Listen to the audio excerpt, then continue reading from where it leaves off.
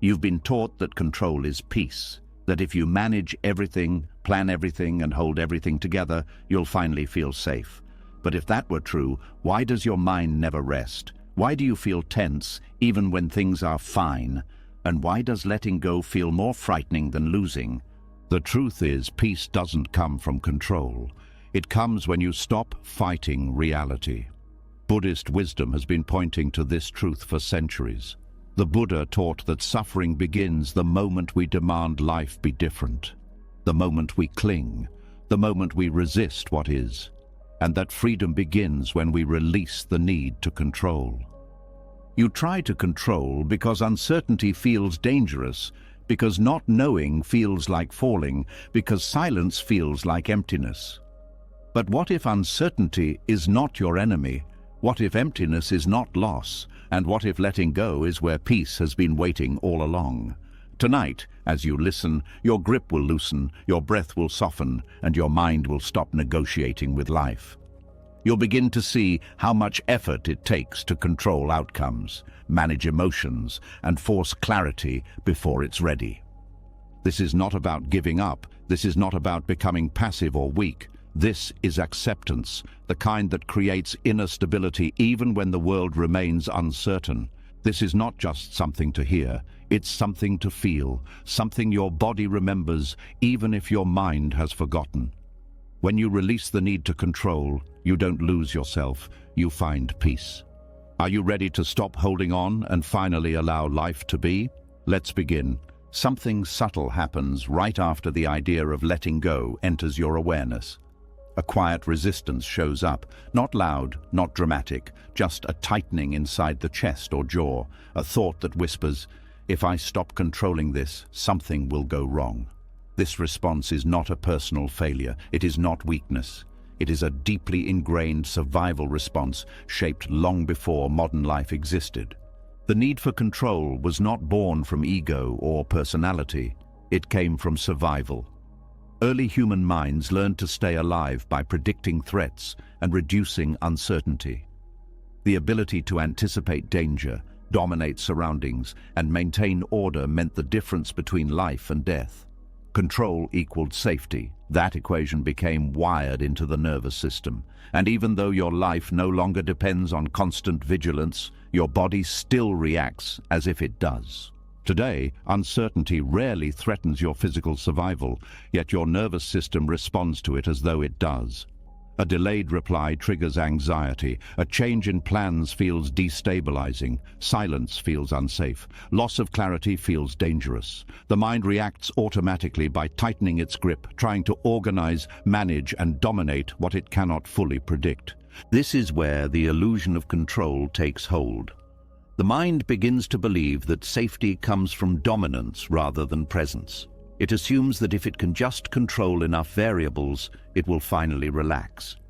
But control does not calm the system. It keeps it alert. It keeps it braced. It keeps it scanning for the next threat. Control feels productive, but it is driven by fear. It is the mind saying, I don't trust life to unfold without my interference. This is why control never feels complete.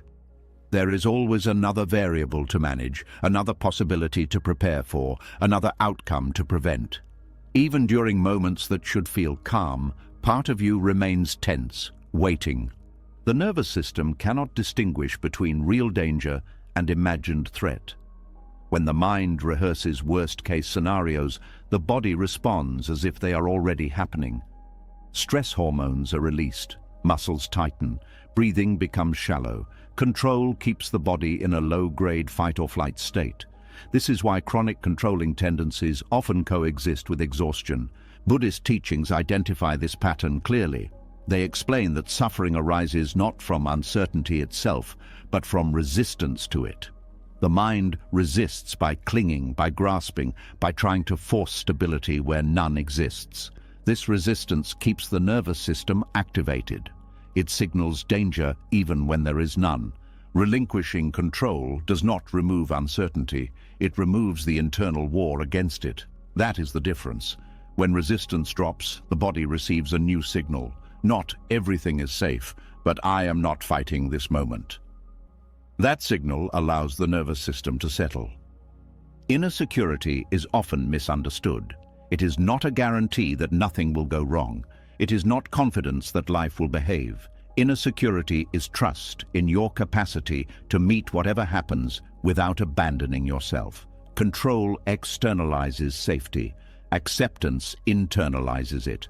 The urge to control often arises before anything has actually happened. You plan conversations before they occur. You manage emotions before they surface. You anticipate rejection before it exists. This is not foresight. It is fear attempting to protect itself by dominating the future. But the future cannot be dominated. It can only be imagined. And imagination, when fueled by fear, becomes a source of suffering. Control turns imagined threats into lived stress. Acceptance allows uncertainty to remain uncertain. The mind uses control to avoid feeling. If you stay busy managing outcomes, you don't have to sit with discomfort. If you stay in charge, you don't have to feel vulnerable. Control is a strategy for emotional avoidance, but what is avoided does not disappear. It accumulates. Unfelt emotions settle into the body. They show up as tension, restlessness, irritability, and chronic anxiety. Control keeps emotions suspended. Acceptance allows them to move. Movement is how emotions resolve. Letting go of control often feels unsafe at first because it removes a familiar coping mechanism. Even if that mechanism is exhausting, it is known. The nervous system prefers familiar pain to unfamiliar peace. This is why people often return to controlling habits after moments of release, not because control works, but because it feels predictable. Acceptance introduces something unfamiliar: openness. Openness includes sensation, emotion, and uncertainty. But openness is also where regulation happens. When emotions are allowed rather than managed, they complete their natural cycle. They rise, peak, and fall. Control interrupts this cycle. It traps emotions mid-process. This is why controlled people often feel emotionally stagnant. Nothing fully resolves. Everything lingers. Buddhist psychology explains that clinging creates suffering because it places safety outside the present moment. When peace depends on outcomes, approval, or certainty, the mind is constantly negotiating with reality. Negotiation keeps tension alive. Allowance dissolves it. Relinquishing control does not mean doing nothing. It means responding rather than reacting. Reaction comes from fear. Response comes from presence. Presence does not rush. It does not dominate. It meets what is actually happening. Notice how control is future-oriented. It lives in what if. Acceptance lives in what is. The nervous system can regulate in the present. It cannot regulate in imagined futures. This is why acceptance feels grounding. When you allow a moment to be exactly as it is, even if it is uncomfortable, something stabilizes inside. The breath slows, muscles soften, the mind becomes less noisy. Not because the situation changed, but because resistance dropped. This is how inner security forms. It is built through repeated experiences of allowing discomfort without collapsing.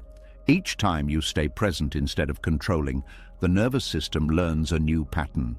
It learns that uncertainty is survivable. It learns that sensation passes. It learns that you remain intact. Control narrows life. Acceptance expands it. Control requires constant effort. Acceptance conserves energy.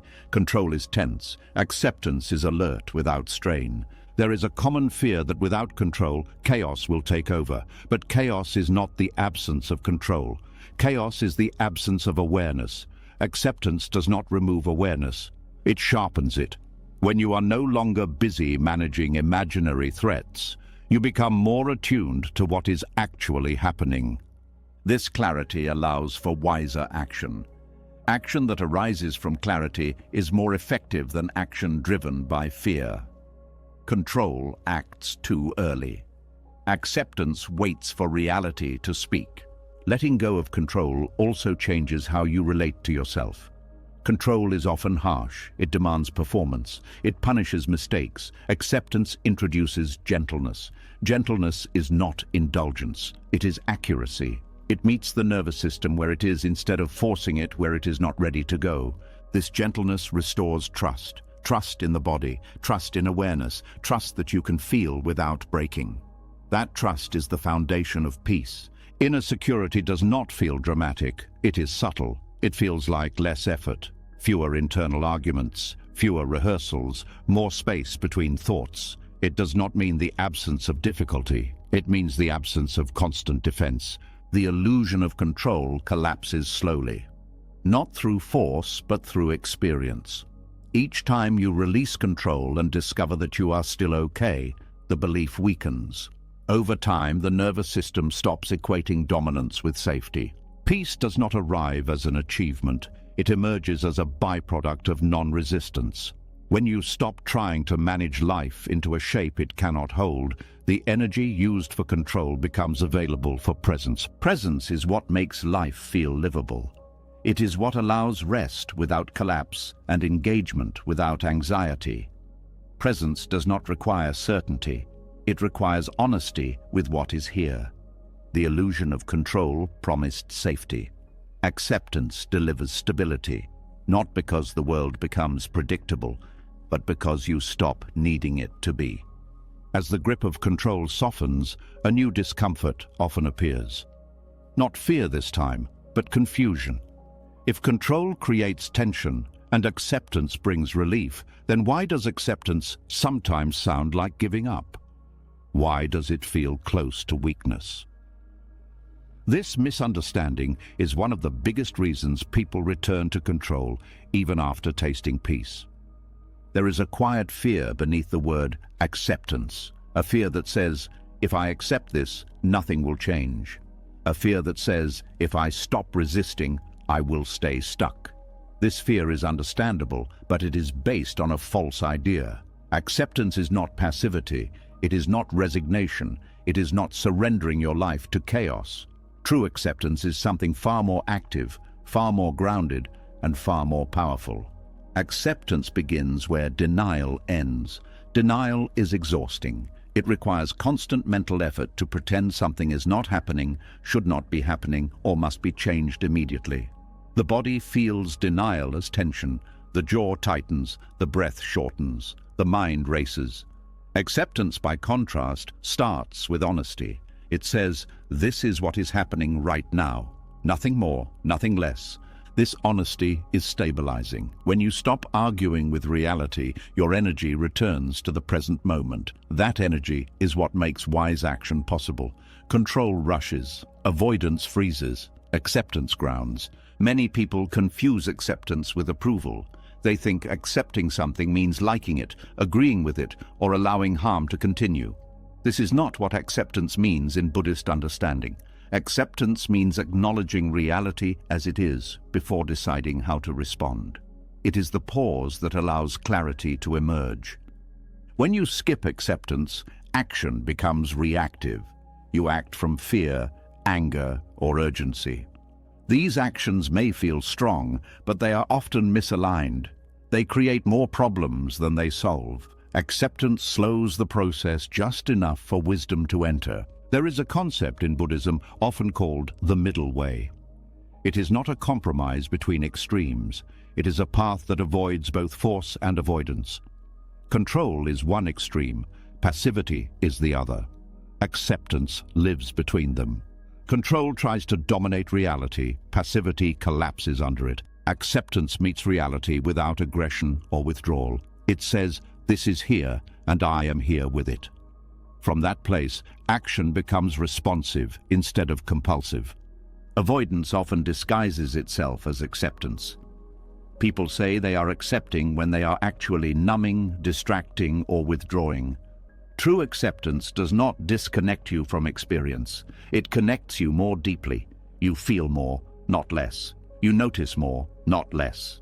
This is why acceptance can feel uncomfortable at first. It removes the shields. You become aware of sensations, emotions, and thoughts that control and avoidance kept at a distance.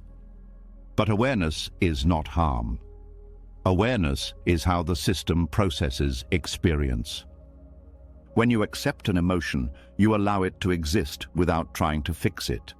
This does not make the emotion stronger, it allows it to complete its natural cycle. Emotions that are resisted persist. Emotions that are allowed move. Wise action grows out of this movement. When emotions are processed instead of suppressed, they stop hijacking behavior. You are no longer acting from unexamined fear or unresolved anger.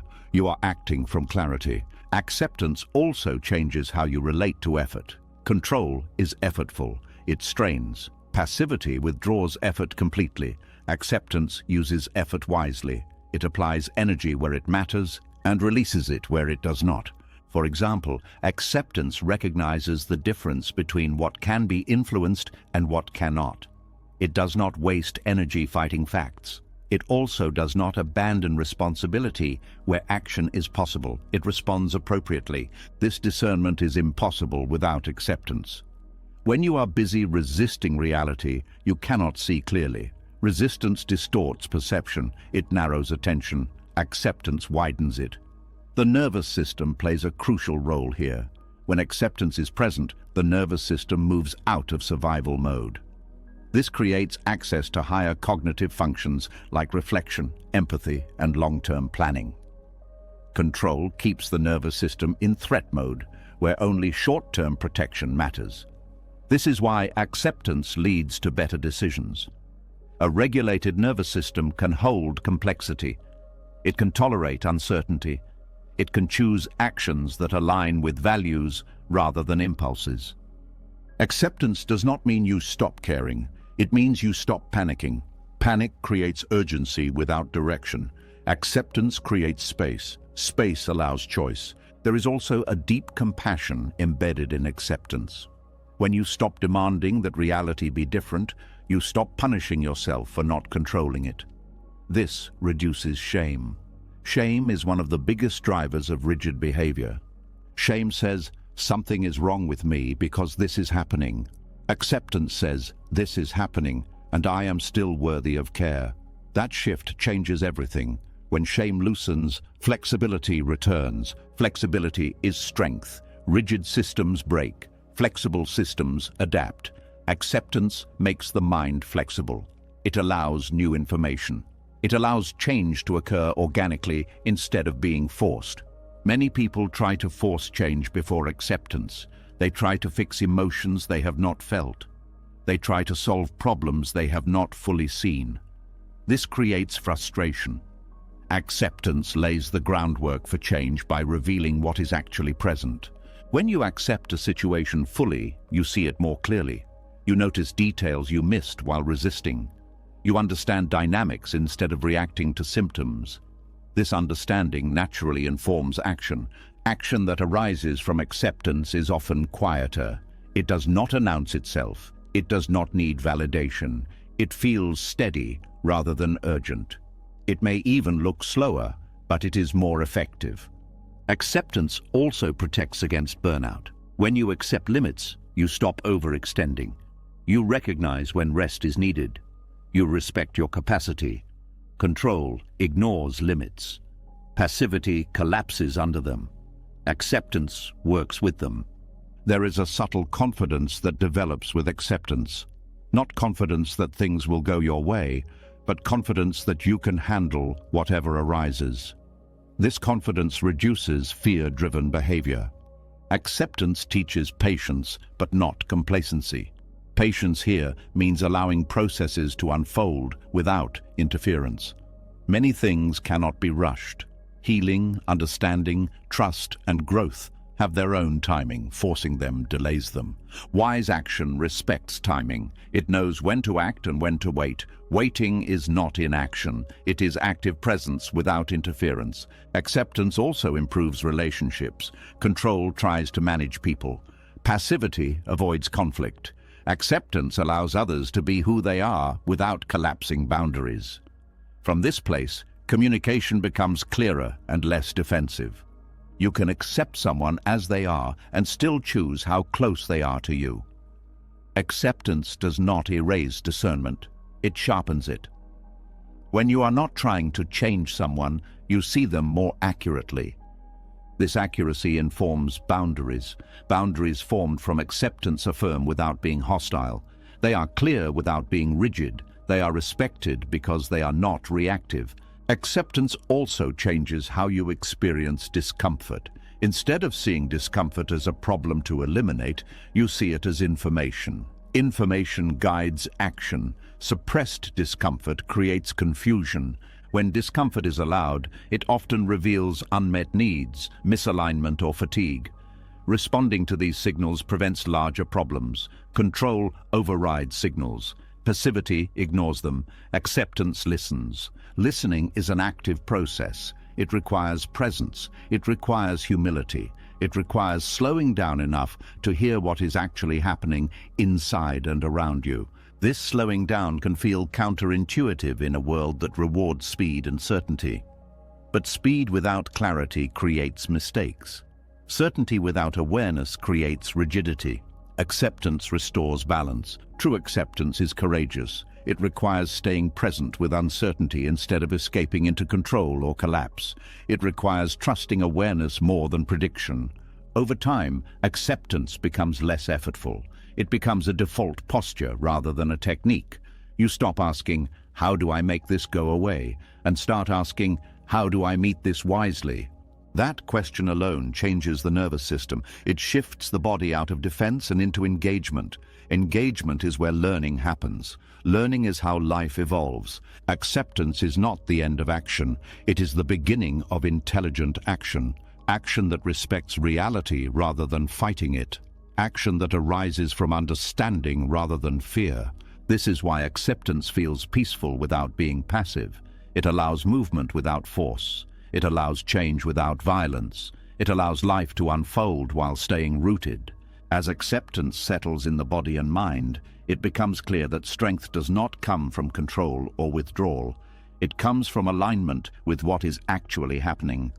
That alignment is what allows you to move through life with steadiness instead of strain, with clarity instead of urgency, and with purpose instead of pressure. As acceptance becomes more familiar, another layer of tension quietly reveals itself. It doesn't come from resisting what is happening right now. It comes from something more subtle, more persistent. A story about how things were supposed to go. A silent comparison between reality and an imagined version of it. This gap is where a surprising amount of suffering lives. There is a particular kind of pain that lingers long after an event has passed. Not the pain of what happened, but the pain of how different it was from what you expected. The mind replays alternate versions, different choices, different words, different timing, a reality that never existed yet feels painfully real. This is the suffering created by how it should have been. When something difficult happens, the initial pain is often sharp but brief. A loss, a disappointment, a rejection, a mistake. These moments hurt, but they are usually survivable. What extends the pain is not the event itself. It is the mental resistance that follows. The mind says, "This wasn't supposed to happen." That sentence alone can create months or even years of suffering. The human mind is a powerful storyteller. It does not simply register events. It interprets them, frames them, and judges them against expectations. Expectations are not neutral. They are emotional investments in imagined futures. When reality does not match them, the nervous system reacts as if something has gone wrong, even if the situation itself is manageable.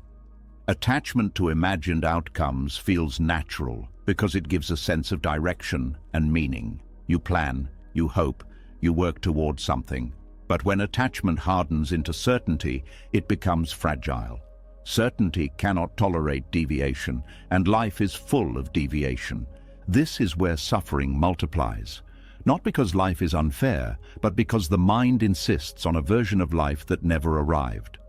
The phrase, "how it should have been," becomes a lens through which everything is judged. The present moment is no longer enough. It is constantly compared to a mental image. Buddhist teachings explain that suffering arises when the mind clings to concepts rather than meeting direct experience. Should is one of the strongest concepts the mind uses. It implies that reality has failed. It implies a mistake. It implies injustice.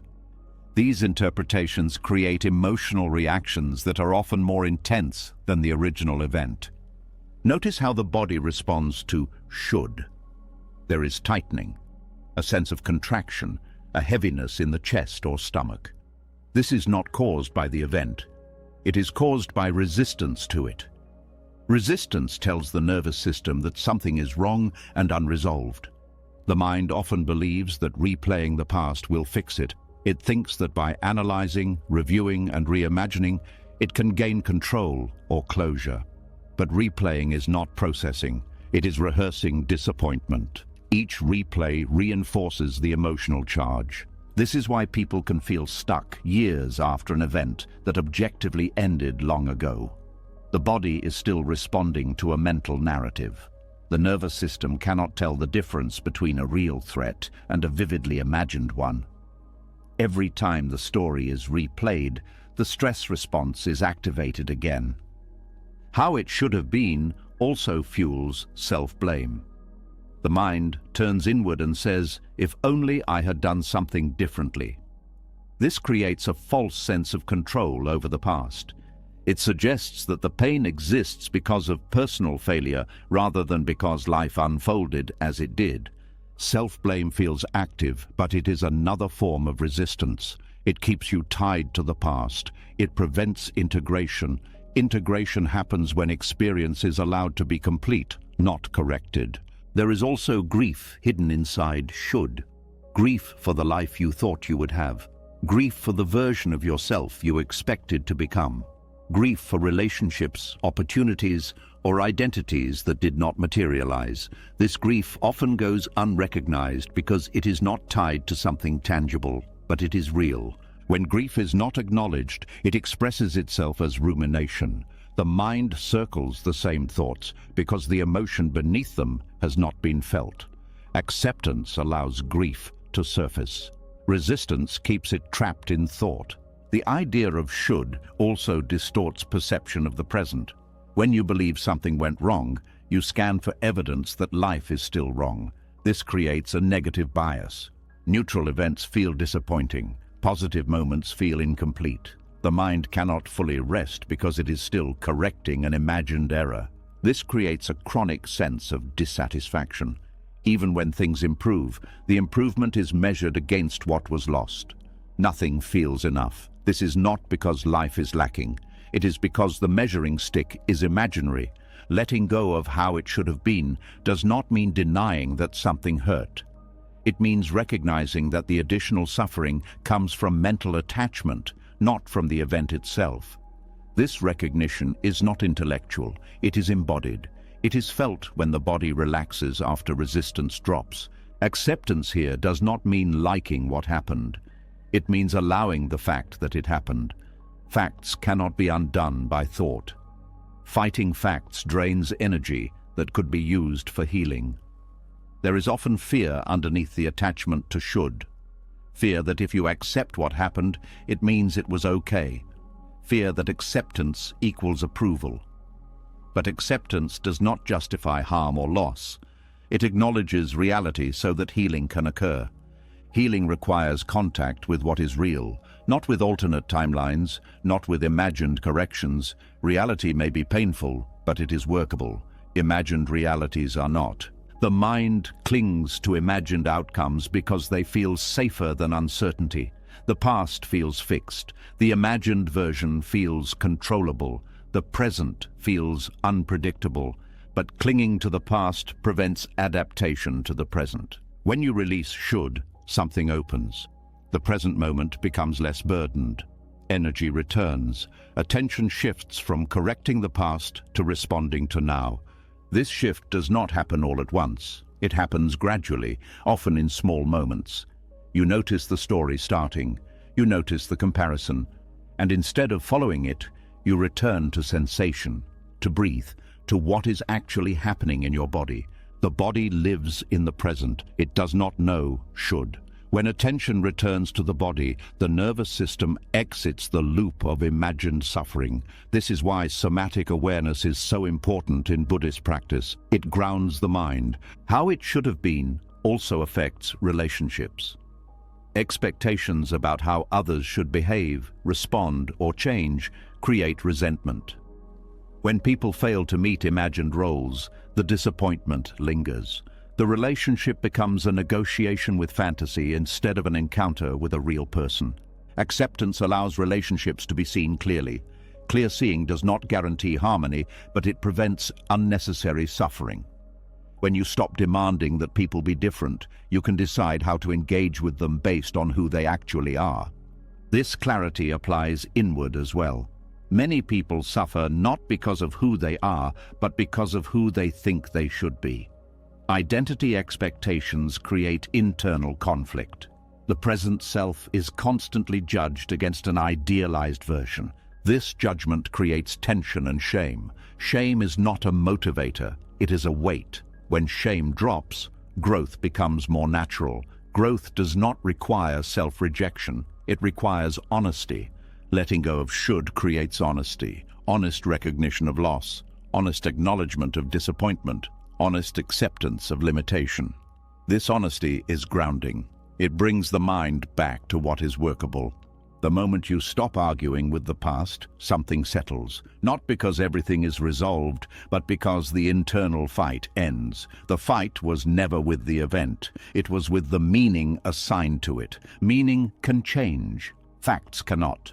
When meaning shifts from "this should not have happened" to "this did happen," the nervous system relaxes. That relaxation allows grief to move, understanding to form, and adaptation to occur. This is not resignation, it is realism. Realism is compassionate. It does not add unnecessary suffering to unavoidable pain. It allows life to be complex without turning it into a personal failure. As attachment to imagined outcomes loosens, the present moment becomes less heavy. Attention returns to what is alive now rather than what was lost. This does not erase memory. It changes relationship to memory. Memory becomes information instead of a weapon. It informs without punishing. It teaches without trapping. This is how wisdom forms. When should releases its grip, life does not suddenly become perfect, but it becomes more honest, more spacious, less burdened by comparison. The mind spends less time correcting the past and more time engaging the present. Peace here is not a reward. It is the natural result of no longer fighting what cannot be changed. The energy once used to maintain imagined timelines becomes available for living, and as this understanding settles, the nervous system continues to soften, because it is no longer defending a story. It is responding to life as it is, moment by moment, without the added weight of how it was supposed to be. When the grip on how it should have been finally loosens, something unexpected appears. It is not relief right away, it is not clarity, it is space. And for many people, that space feels unsettling. Without the familiar tension of correcting the past or planning the future, the mind encounters something it has been avoiding all along: stillness. This is often where control rushes back in. There is a reason control feels compulsive. It is not only about managing outcomes or preventing pain, it is also about avoiding emptiness. Not physical emptiness, but inner stillness. The kind of quiet where there is nothing to fix, nothing to analyze, nothing to chase. For a mind trained to stay busy, that quiet can feel threatening. Control addiction is rarely recognized as an addiction because it looks responsible. It looks like planning, organizing, improving, optimizing. It is praised in modern life. But beneath this constant activity is often a deep discomfort with simply being. When there is nothing to manage, the mind feels exposed. Stillness removes distraction. In stillness, unresolved emotions surface. Old fears rise. Unanswered questions echo. Control steps in as a way to stay occupied. It gives the mind a task, so it doesn't have to sit with what feels undefined. This is why letting go of control can feel like losing identity. If you are no longer the one managing everything, who are you? If you stop fixing, planning, and anticipating, what fills the space? These questions are rarely asked consciously, but they shape behavior. The fear of emptiness is not actually fear of nothingness.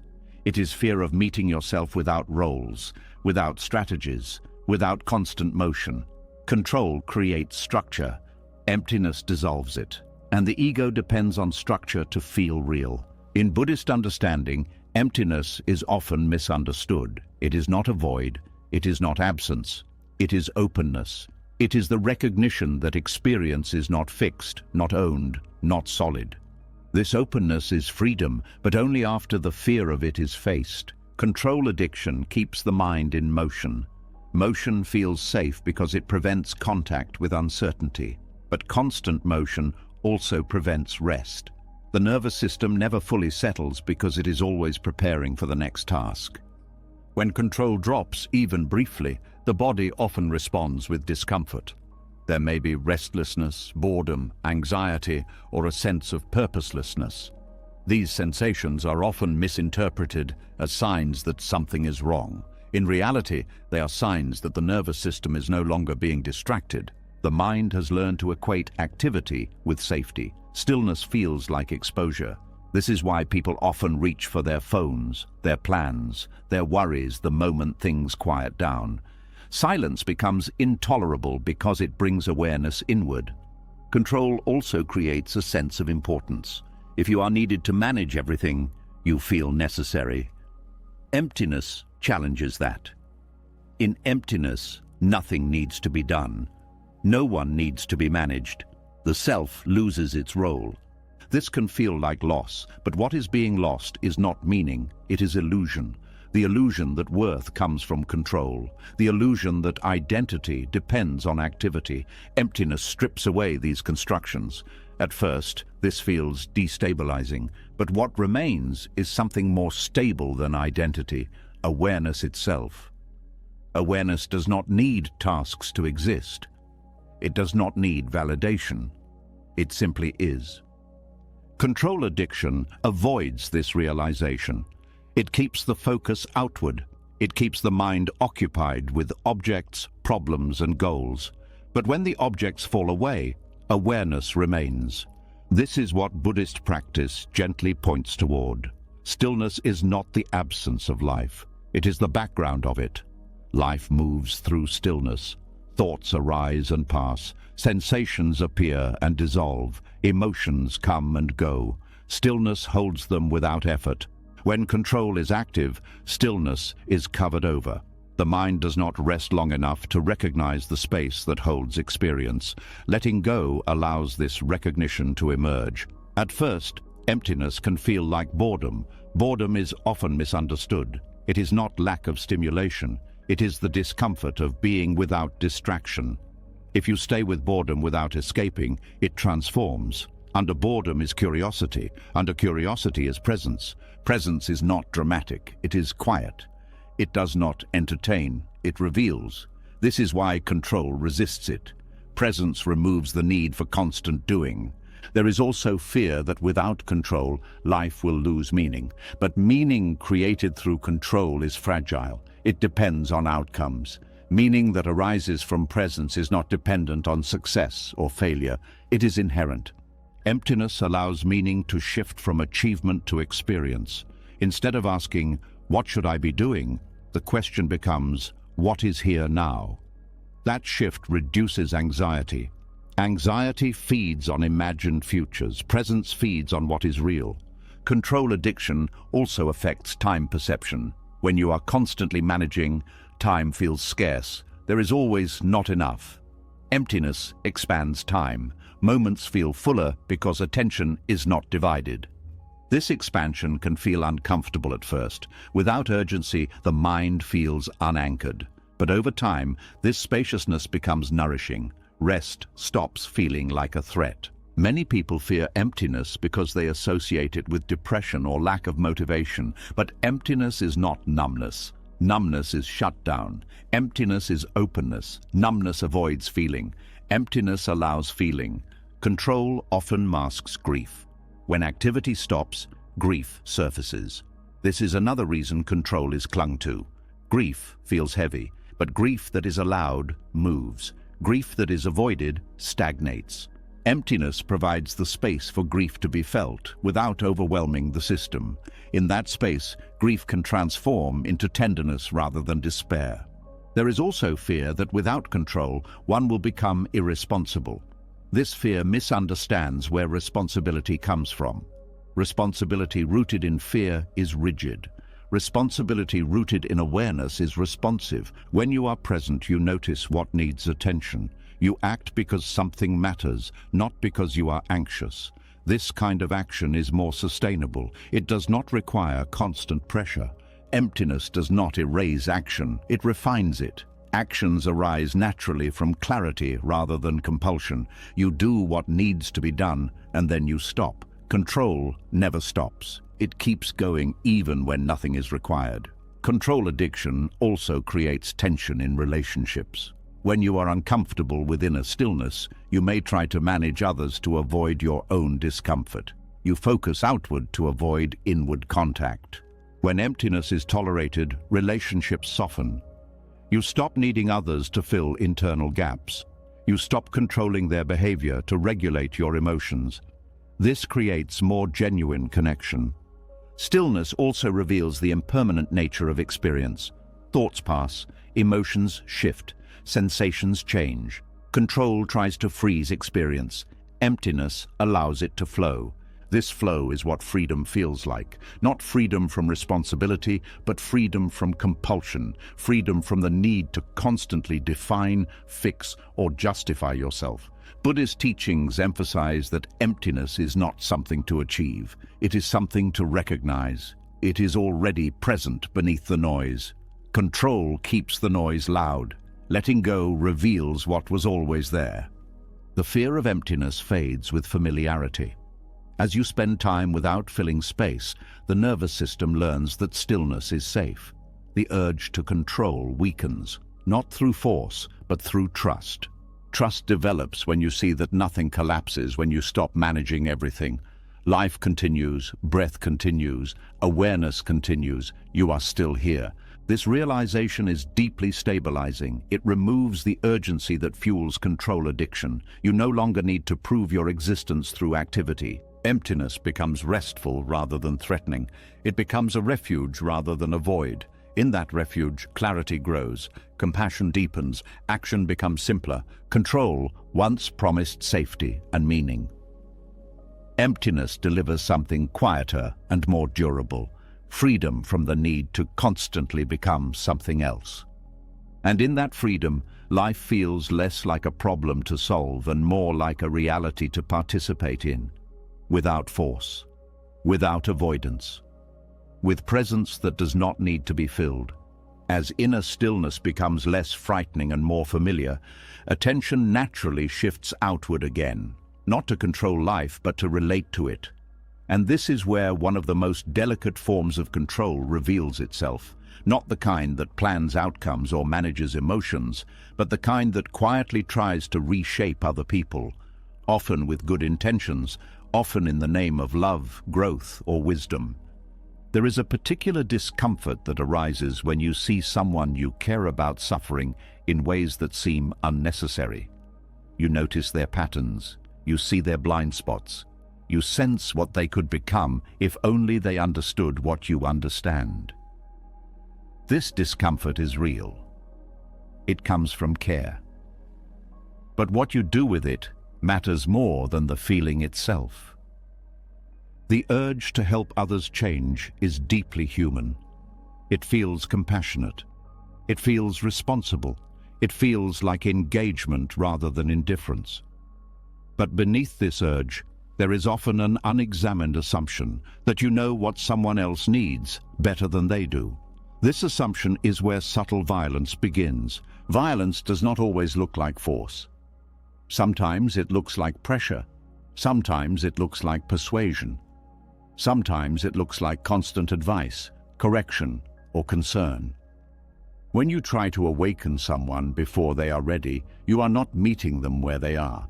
You are trying to pull them into a version of reality that makes you more comfortable. This kind of control is especially tempting when you have done inner work yourself. Insight can create distance. Awareness can create impatience. You forget how long it took you to see what you now see. You forget the resistance you once had. You forget that understanding cannot be transferred like information. Awakening is not a concept someone adopts. It is a process that unfolds when conditions are right. No amount of explanation can replace lived experience. When you try to force insight, you bypass the path that makes insight real. Buddhist ethics emphasize non-interference, not because people should not care, but because genuine care respects autonomy. Every being has their own timing, their own lessons, their own way of meeting suffering. Interfering with that process, even gently, can disrupt something essential. Trying to change others often comes from discomfort with helplessness. You want to relieve their pain, but you also want to relieve your own discomfort at witnessing it. Control disguises itself as compassion when you cannot tolerate the limits of your influence. There is also ego hidden in the desire to awaken others. The ego enjoys being right. It enjoys being ahead. It enjoys being the one who sees. When you try to lead others toward insight, you may unconsciously reinforce a sense of superiority. This creates separation, not connection. People do not awaken through pressure. Pressure creates defensiveness. Defensiveness hardens identity. When identity hardens, insight becomes less likely. Advice offered too early is often heard as judgment, even if none was intended. Non-interference does not mean silence in all cases. It means discernment. It means recognizing when your words are an offering and when they are an intrusion. It means asking whether you are responding to a request or imposing a vision. In Buddhist practice, right speech is not only about truth, it is about timing, intention, and impact. A true statement delivered at the wrong time can cause harm. Wisdom knows when to speak and when to stay present without fixing. Presence is often more transformative than instruction. When you embody calm, clarity, and compassion, others feel it. They may not name it. They may not immediately respond to it, but it registers. It creates safety. Safety is what allows people to question their patterns. Trying to awaken someone often creates the opposite effect. They feel seen as a problem. They feel inadequate. They feel pressured to change for your comfort. This creates resistance. Resistance is not stubbornness. It is self-protection. Every person has a protective structure built from their experiences. That structure may look limiting from the outside, but it once served a purpose. Dismantling it too quickly can feel threatening. Awakening that bypasses safety becomes destabilizing. This is why Buddhist ethics emphasize compassion before insight. Compassion does not rush, it does not correct. It stays close without controlling. It allows others to feel met rather than managed. When you release control over others' awakening, relationships change, conversations soften, listening deepens. You stop waiting for someone to get it and start meeting them where they are. This creates trust. Trust is fertile ground for growth. Without trust, insight becomes defensive. With trust, curiosity emerges naturally.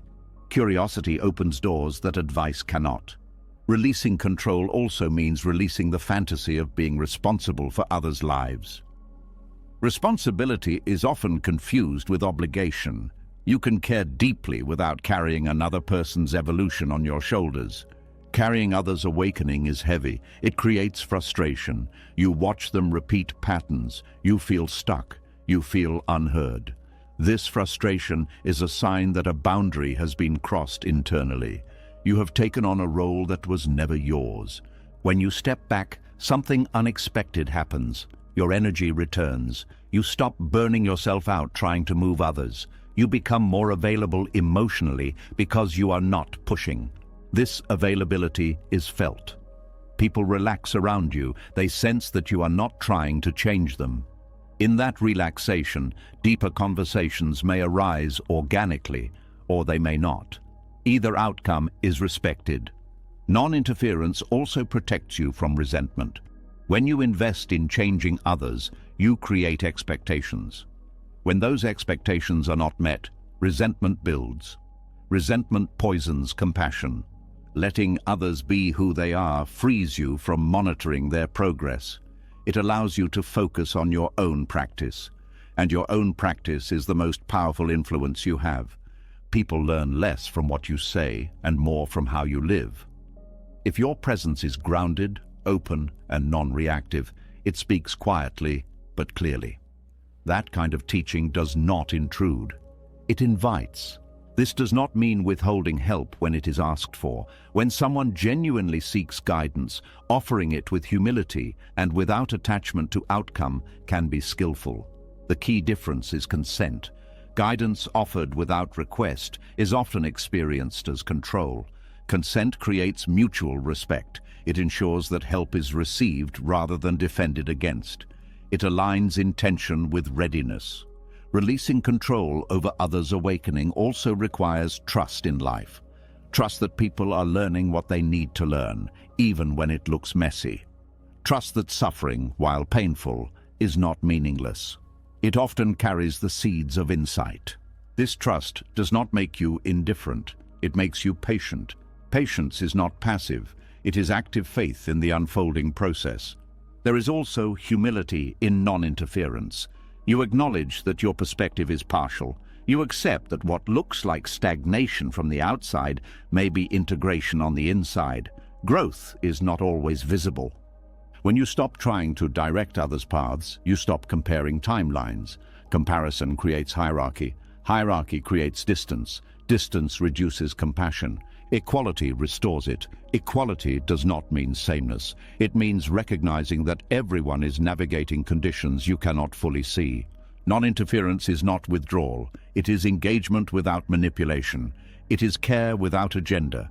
It is love without control. This approach also protects the dignity of others. Awakening that arises from dignity is stable.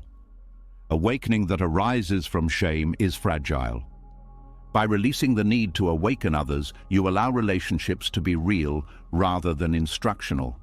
Real relationships are unpredictable. They challenge you.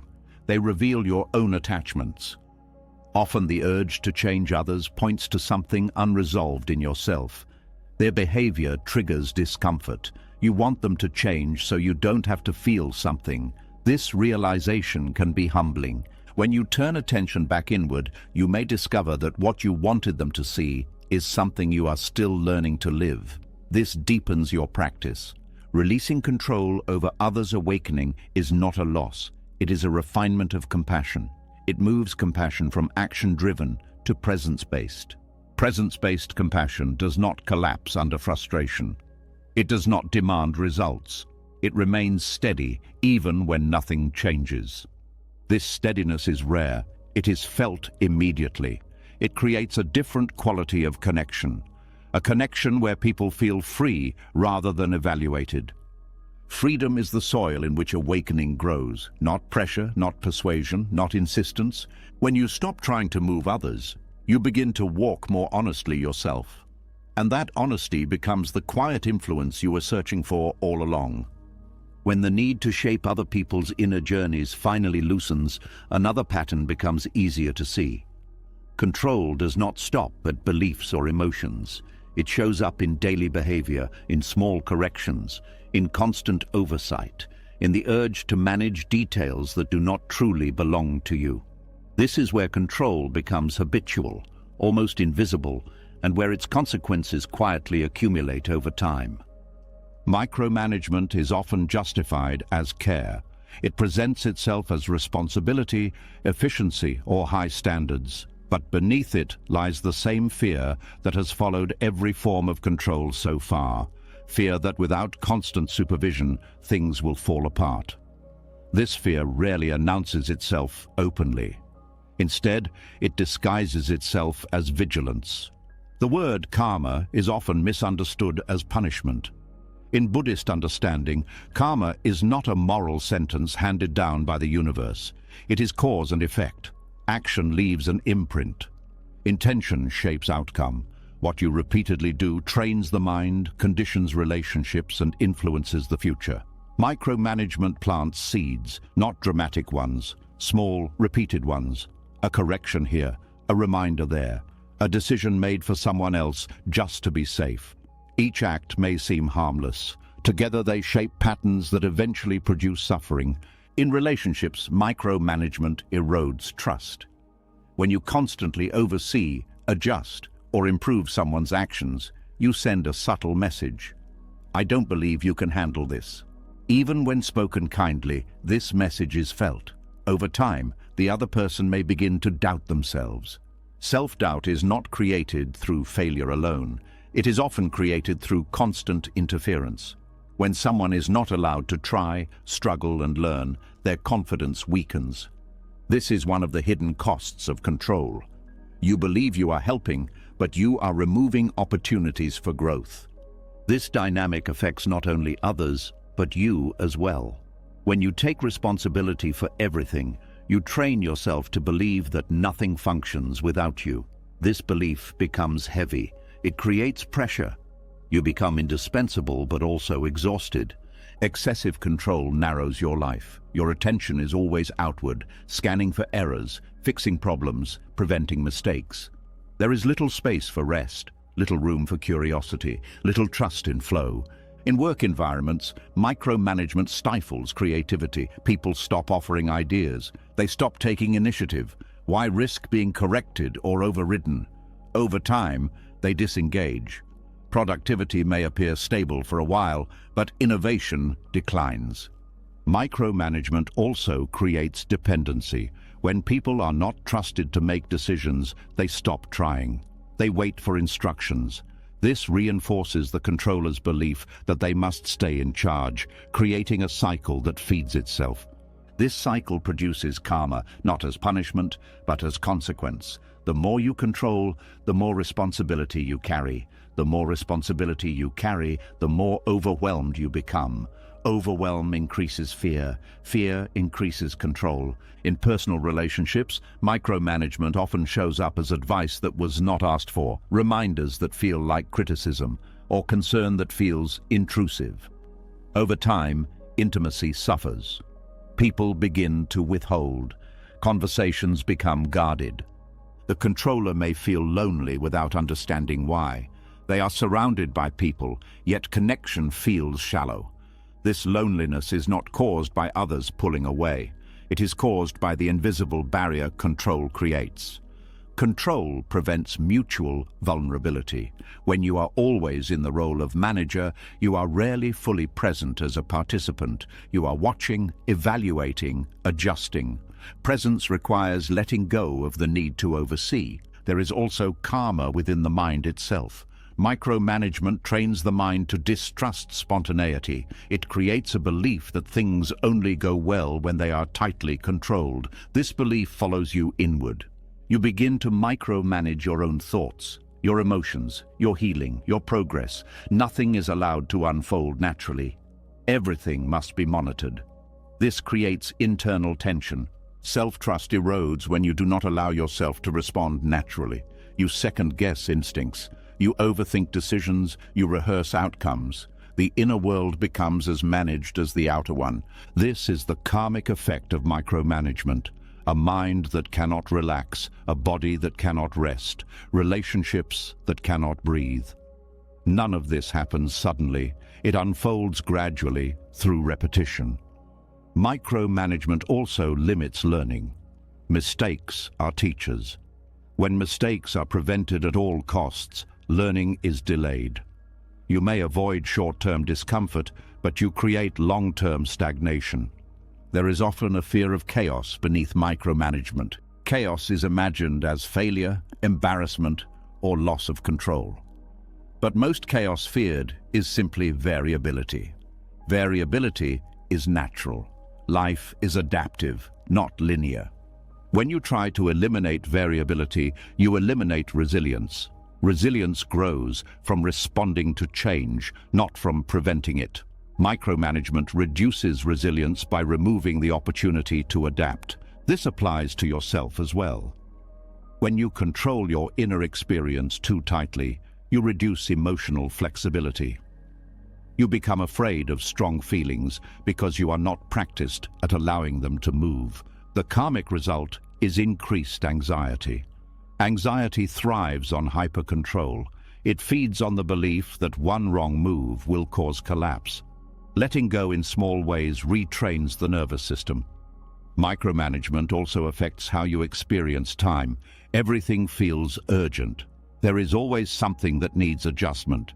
This creates chronic stress. Stress narrows perception. Narrow perception increases control.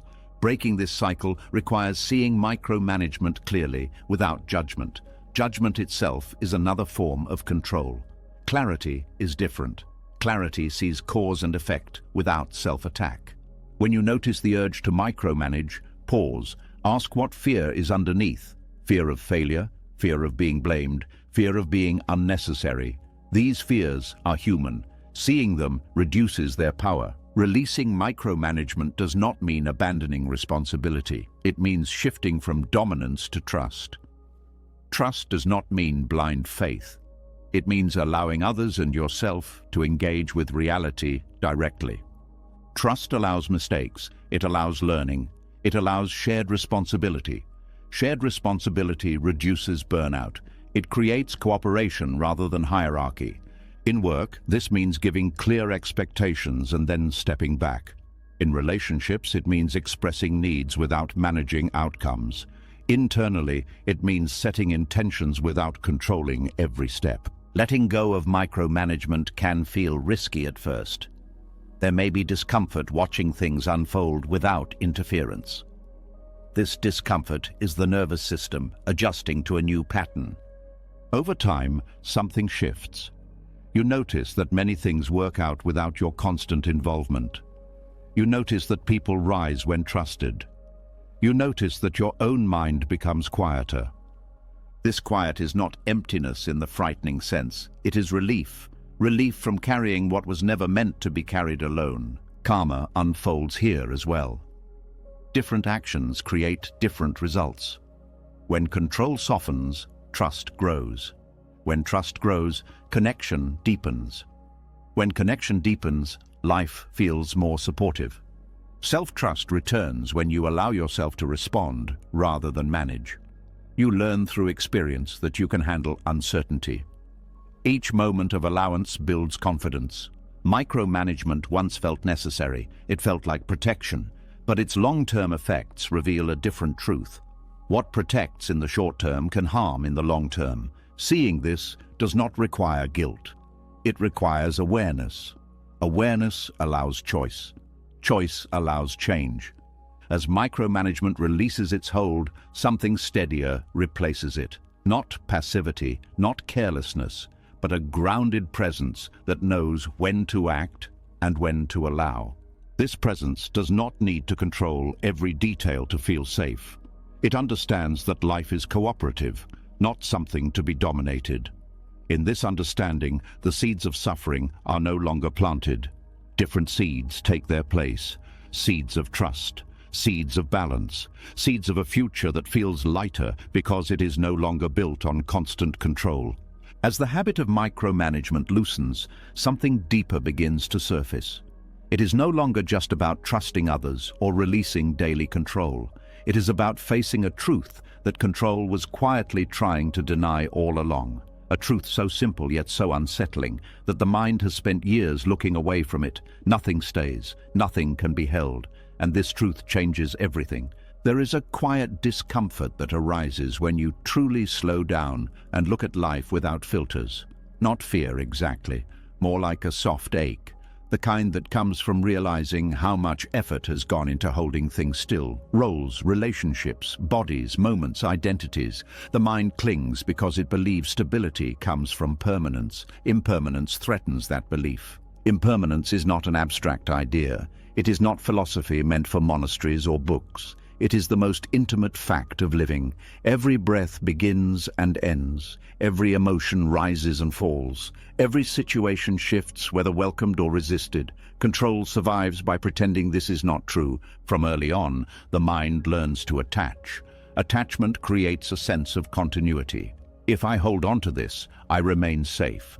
If I preserve this moment, this person, this version of myself, then I exist in something solid. Impermanence shatters this illusion gently but relentlessly. The fear is not of change itself. The fear is of what change exposes, that nothing is owned, that nothing is guaranteed, that security built on holding is unstable by nature. This realization can feel destabilizing, especially for a mind trained to seek certainty. Yet impermanence is not cruel, it is honest. It does not take things away out of malice. It simply reveals what was always true, that everything you experience is moving. Trying to stop it does not preserve it. It only adds tension. When you deeply contemplate impermanence, control begins to look unnecessary, even futile. You start to see that no amount of planning can freeze time, no vigilance can prevent aging, no strategy can guarantee permanence in relationships, health, success, or identity. This realization often triggers grief. Not dramatic grief, but subtle mourning. Grief for illusions, grief for expectations, grief for the fantasy that something could finally be secure if managed well enough. This grief is not a problem, it is a release. Impermanence teaches surrender not through force, but through repetition. You see things change again and again. At first the mind resists, then it bargains. Eventually something softens. Resistance gives way to understanding. Surrender here does not mean collapse. It means alignment with reality. It means recognizing that holding tightly does not prevent loss. It only increases suffering when loss inevitably arrives. There is a common misunderstanding that contemplating impermanence leads to detachment or indifference. In truth, it does the opposite. When you accept that nothing lasts, appreciation deepens. Moments become precious because they are fleeting. Impermanence sharpens attention. When you know a moment will not return, you are more likely to be present. Control pulls you out of presence by trying to extend or preserve. Surrender brings you into contact with what is here now. The body understands impermanence instinctively. Sensations arise and fade without commentary. Pain shifts, pleasure dissolves. The mind adds stories, trying to make sense of these changes. Often, those stories create more suffering than the sensations themselves. When you sit with impermanence, you notice how much of suffering comes from wishing something would stay the same. You want happiness to last, pain to end, people to remain unchanged. Life refuses these demands. This refusal is not punishment, it is instruction. Impermanence teaches flexibility, it teaches adaptability, it teaches humility. You are not in charge of time, you are part of it. Contemplating impermanence dismantles the illusion of possession. You begin to see that people are not owned, experiences are not stored, even the body is not permanent property. This can feel unsettling, but it is also freeing. If nothing can be held, then nothing can truly be lost in the way the ego fears. Loss still hurts, but it is no longer personal failure. It is participation in the nature of things. Impermanence also dissolves rigid identity. The person you were 10 years ago is gone. The person you will be in 10 years does not yet exist. Holding on to a fixed self creates conflict. You try to preserve an image that reality keeps reshaping. Surrendering to impermanence allows identity to become fluid. You respond to life as it unfolds, instead of defending a version of yourself that no longer fits. This fluidity reduces anxiety. You stop measuring yourself against outdated standards. Control often emerges when impermanence feels threatening. You try to control health when the body changes. You try to control relationships when people evolve. You try to control outcomes when circumstances shift. Impermanence exposes the limits of these strategies. The more you resist impermanence, the more exhausted you become. You are swimming against a current that never stops. Surrender does not mean drifting aimlessly. It means swimming with awareness instead of resistance. Buddhist practice often returns again and again to impermanence because it cuts through illusion quickly. It does not argue. It does not persuade. It simply shows what is already happening. When you truly see impermanence, priorities shift. You spend less time trying to secure the future and more time tending to the present. You become less attached to results and more attentive to process. Impermanence also deepens compassion when you recognize that everyone is navigating change, loss, and uncertainty. Judgment softens. Harshness gives way to understanding. You see that control in others is often fear, not malice. This understanding reduces conflict. You stop taking change personally. You stop interpreting loss as betrayal. You see life as movement rather than opposition. There is also relief in impermanence. If nothing can be held, then failure is not final. Mistakes do not define you forever. Pain does not last indefinitely. This perspective brings balance. Control demands certainty. Impermanence offers honesty. Honesty is less comfortable at first, but more stable in the long run. It does not collapse when circumstances change. Surrender to impermanence also changes how you relate to effort. You still act, you still care, but you act without the illusion of permanence. You plant seeds knowing you may not see the harvest. This removes pressure. This kind of effort is lighter. It is not driven by fear of loss. It is guided by values rather than attachment. You do what feels right now without demanding it last forever. Impermanence also teaches you to let experiences complete themselves. You stop clinging to pleasure. You stop resisting pain. You allow both to move through. This reduces emotional turbulence. When you stop trying to freeze experience, emotions flow more naturally. They rise and fall without becoming identities. This is emotional freedom, not emotional suppression. Surrender here is not dramatic. It is quiet. It shows up as less mental commentary, less why me, less this shouldn't change. The mind becomes less argumentative. Impermanence humbles the ego. The ego wants control because it wants continuity. It wants to remain. Impermanence shows that continuity exists without ego's effort. Life continues whether the ego tightens or relaxes. This realization does not erase fear completely. Fear may still arise, but fear is no longer in charge. It becomes another impermanent experience, noticed and allowed.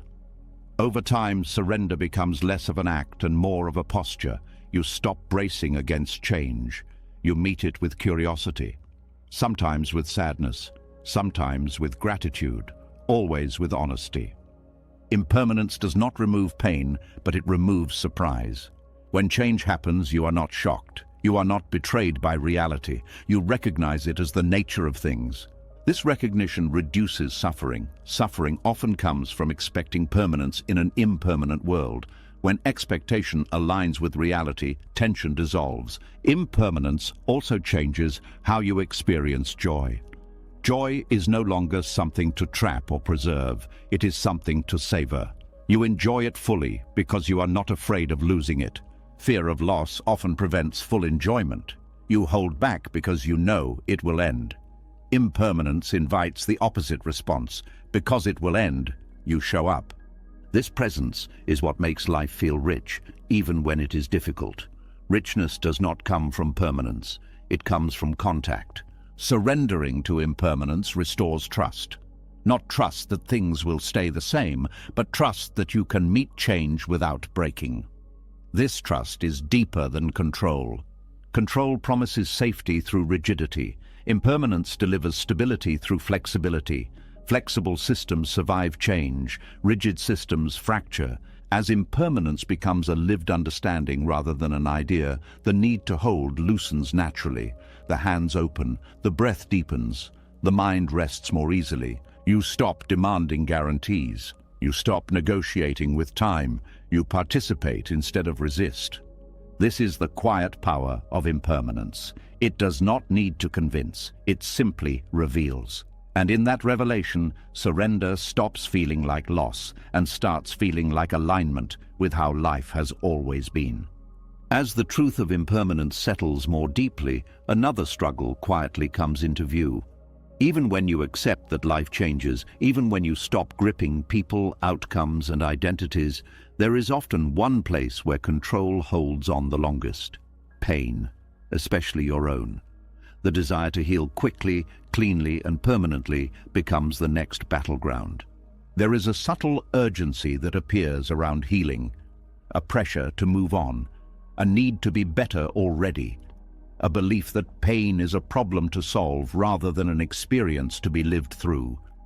This urgency does not come from wisdom, it comes from discomfort with being unfinished. Many people approach healing the same way they approach control. They set timelines, they measure progress, they judge setbacks, they search for techniques to eliminate pain rather than understand it. Healing becomes another task to complete, another identity to achieve. But healing does not respond to force. Pain does not dissolve under pressure. In fact, pressure is one of the main reasons pain lingers. When you try to push healing forward, you communicate to the nervous system that something is wrong right now. That signal keeps the system activated. Pain is not only a sensation, it is information. Emotional pain carries messages about loss, violation, unmet needs, and boundaries crossed. Spiritual pain often signals disconnection, confusion, or identity collapse. When you rush to heal, you interrupt the message before it is fully received. Forcing healing is often a form of avoidance. It looks productive, but it is driven by fear of staying with discomfort. You want relief, not relationship. You want resolution, not understanding. But understanding is what transforms pain. The body heals in cycles. Emotional systems heal through expression, integration, and time. There is no shortcut through these processes. Attempts to bypass them may reduce awareness temporarily, but they rarely resolve the root. Many people believe that if they truly accept pain, it will overwhelm them. This fear keeps pain at a distance, but pain that is resisted becomes sharper. Pain that is allowed becomes dynamic. It moves. Allowing pain does not mean indulging it or identifying with it. It means giving it space without interference. This space is what allows pain to change form. Without space, pain stays fixed. Control over healing often comes from comparison. You see others who seem healed. You measure yourself against timelines. You wonder why you are still struggling. Comparison turns healing into performance. Performance blocks vulnerability. Healing requires honesty. Honesty about how much something hurt. Honesty about what was lost. Honesty about anger, sadness, fear, and confusion. Control censors this honesty because some feelings feel unacceptable. Spiritual healing is especially prone to control. People use concepts, practices, and beliefs to avoid feeling pain. They try to rise above suffering instead of staying present with it. This creates a split between spiritual identity and emotional reality. This split delays healing. What is denied does not integrate. It waits. Often it shows up later as numbness, bitterness, or sudden emotional collapse. True healing is not linear. It does not move steadily forward. It spirals. Old pain resurfaces in new forms. This does not mean healing failed. It means deeper layers are ready to be felt. Control interprets resurfacing pain as regression. Allowance understands it as progression. When you stop judging pain, you stop adding a second layer of suffering. There is also fear that if you let pain exist, it will define you. But pain only defines you when it is avoided. When pain is allowed, it becomes part of your experience, not your identity. Allowing pain requires trust in your capacity to feel without breaking. This trust is often missing because past pain may have been overwhelming. But you are not the same nervous system you were then. Capacity changes. Healing happens when pain is felt in manageable doses, within a sense of safety. Control disrupts this by either suppressing pain or flooding the system with forced exposure. Allowance allows pacing. Pacing is crucial. Healing is not about diving into pain endlessly. It is about touching it, resting, and returning.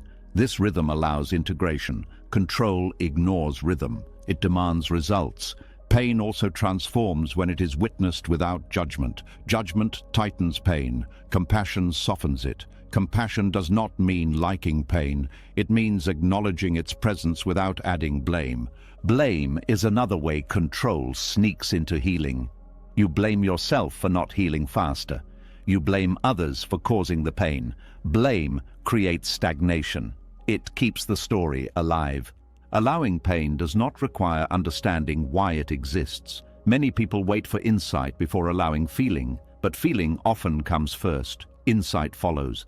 The body processes pain through sensation, tightness, heat, heaviness, shaking, tears. When these sensations are allowed to move, the nervous system completes stress responses that were interrupted in the past. Control interrupts these processes. It tells the body to stop, to calm down, to be reasonable.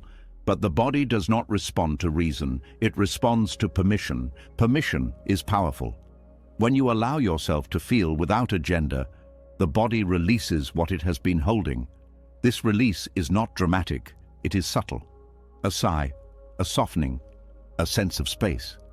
Spiritual healing also deepens when control is released. You stop trying to become someone healed. You stop chasing states of peace. You allow confusion, doubt, and not knowing. Not knowing is often part of spiritual healing.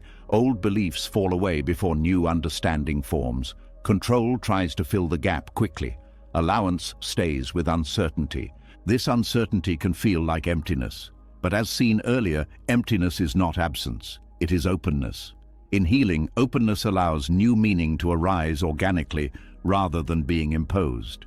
Healing also involves grief. Grief for what was lost.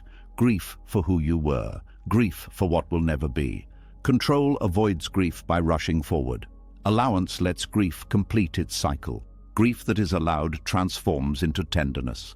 Grief that is avoided hardens into bitterness or despair. Tenderness reconnects you to life. Bitterness separates you from it. Letting go of control over healing also means releasing the need for closure. Some wounds do not resolve neatly. Some losses do not make sense. Healing does not require answers. It requires presence. Presence with pain builds resilience. Each time you allow pain without trying to escape, you teach your system that pain is survivable. This reduces fear. Reduced fear allows deeper healing. Healing is not about becoming pain-free. It is about becoming less afraid of pain. When fear decreases, pain loses its grip. Control also isolates healing. You feel like you should handle it alone. Allowance opens the door to support. Support does not heal you, but it provides safety for healing to occur. Healing is relational. Even inner healing happens in the context of connection, whether with another person, with your body, or with awareness itself. Control tries to manage healing in isolation. Allowance invites relationship. This invitation does not mean oversharing or dependency. It means letting yourself be seen where it feels safe. Being seen without judgment is deeply regulating. Letting go of control over healing also changes how you view time. You stop asking how long it will take. You stop setting deadlines for feeling better. This removes pressure. Pressure delays healing. It keeps the nervous system vigilant. Vigilance prevents integration. When pressure drops, the system can process. Healing often happens in quiet moments. Moments when you are not trying, when you are resting, when attention softens. Control rarely allows these moments. By allowing healing to unfold, you align with the body's intelligence. The body knows how to heal when not interfered with. This applies emotionally and spiritually as well. There may be moments when pain intensifies after you stop controlling it. This is not a sign of failure. It is often a sign that something long held is finally allowed to surface. Allowing does not mean drowning. It means staying present while sensations move. Grounding in breath, body, or environment provides stability. Healing transforms pain not by erasing it, but by integrating it.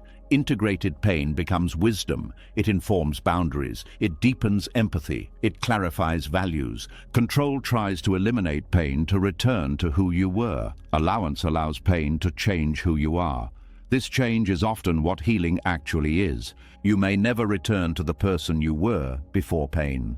This is not a loss. It is evolution. Control resists evolution. Allowance welcomes it. As healing unfolds without force, you begin to trust the process. Trust replaces urgency. Patience replaces pressure. Curiosity replaces judgment. This trust does not mean passivity, it means cooperation with your own nature. You listen, you respond, you rest, you engage when needed. Healing becomes less about fixing and more about relating. Relating to pain with honesty, relating to yourself with kindness, relating to life with openness. In this relationship, pain no longer feels like an enemy. It becomes a messenger, and when the message is received, pain often changes on its own. Letting go of control over healing does not remove difficulty. It removes the fight with difficulty. That fight was never healing you. It was keeping you stuck. When you stop forcing healing, healing begins to move. Quietly, unpredictably, gently, at its own pace. And in allowing pain rather than managing it, you discover something unexpected. Pain does not destroy you when met with presence. It transforms you. As pain is allowed instead of forced away, another truth quietly surfaces. Not all control comes from fear of the future. Some of it comes from the past, from losses that were never fully felt, from goodbyes that were rushed, from moments where survival demanded strength instead of sorrow. Control steps in where grief was not given space. There is a particular heaviness that comes from loss that was never processed. It does not always show up as sadness. Often, it disguises itself. It becomes rigidity. It becomes the need for certainty. It becomes planning everything in advance so nothing unexpected can hurt again. This is how control becomes a mask for grief. Grief is not only about death, it is about endings. The end of relationships, the end of dreams, the end of safety, the end of who you thought you would be. When these endings happen too quickly or too often, the nervous system may not have the capacity to feel them fully. So it adapts. That adaptation often looks like control. If you can prevent loss from happening again, you won't have to feel what you couldn't feel before. If you can anticipate every outcome, nothing will catch you off guard. If you can stay prepared, you won't be vulnerable. This strategy makes sense. It is protective. But it comes at a cost. Unmet grief does not disappear. It goes underground. It shapes behavior from the shadows. It tightens the body. It sharpens the mind. It creates a constant sense of vigilance. The person may not even know what they are guarding against. They just know they cannot relax. Control gives grief something to do. It turns sorrow into action. Instead of feeling loss, you organize, you plan, you manage.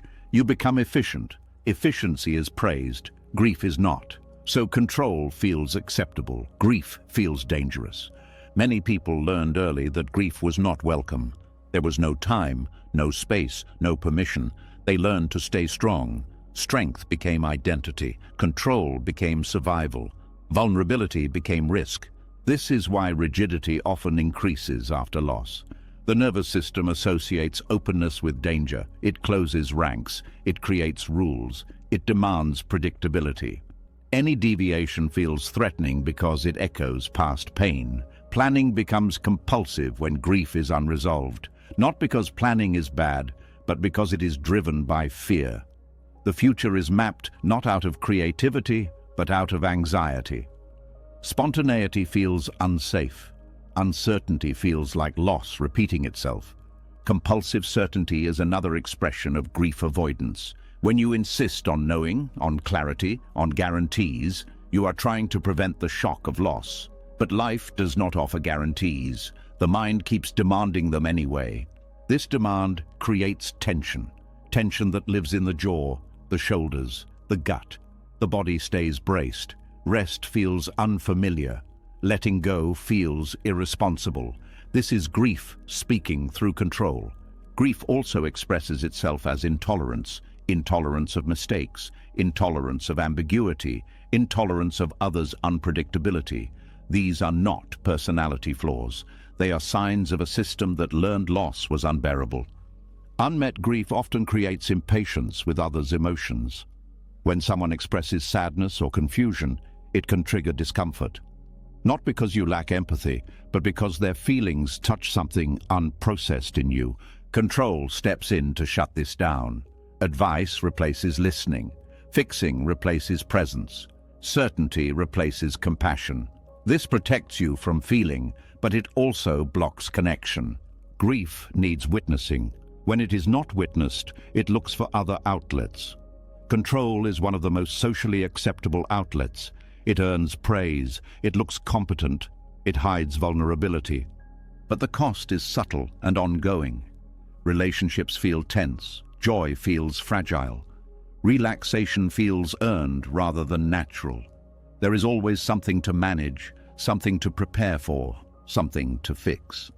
Grief also affects how you relate to time. You may rush because you fear running out, or you may freeze because moving forward feels like betrayal of what was lost.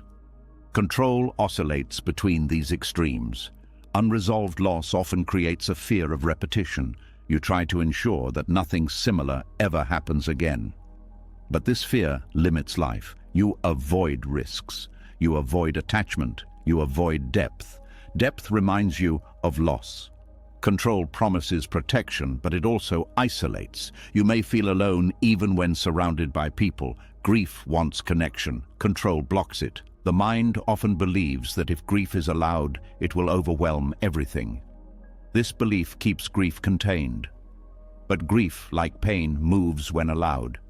It does not destroy, it softens. Allowing grief requires safety. Safety comes from slowing down, from presence, from compassion. Control creates busyness. Busyness avoids grief. When grief is finally given space, it often surprises people. It may not look how they expected. It may come in waves. It may come quietly. It may come as fatigue rather than tears. All of this is normal. Grief does not follow rules. It does not follow timelines. Control tries to impose structure on it. Allowance lets it unfold. Unmet grief also affects self-trust. You may not trust yourself to handle loss again, so you try to prevent it. This creates a belief that you are fragile. But this belief comes from not having experienced yourself surviving grief fully. When grief is allowed and integrated, self-trust grows. You learn that loss hurts, but it does not end you. This knowledge reduces the need for control. Grief also clarifies values. What you grieve points to what mattered. Control obscures this clarity by focusing on prevention rather than meaning.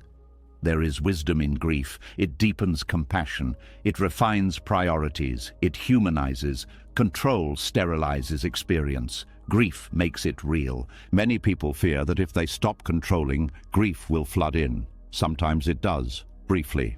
But floods recede. They leave the ground richer. Controlled ground stays dry but barren. Allowing grief does not mean dwelling in it. It means letting it complete its cycle. Suppressed grief repeats. Allowed grief transforms. Grief also needs ritual. Not necessarily formal rituals, but moments of acknowledgement, moments where loss is named, where tears are allowed, where memories are honored. Control often skips these moments. When grief is named, it becomes less heavy. When it is hidden, it grows weight. Control adds layers to this weight. There is also collective grief that goes unrecognized. Loss of safety, loss of innocence, loss of community. These losses shape behavior at a societal level. Control becomes normalized. Rigidity becomes policy. Certainty becomes ideology. On an individual level, noticing where control tightens can point you toward unacknowledged grief. Instead of asking, "How do I stop controlling?" a gentler question is, "What loss am I protecting myself from feeling?"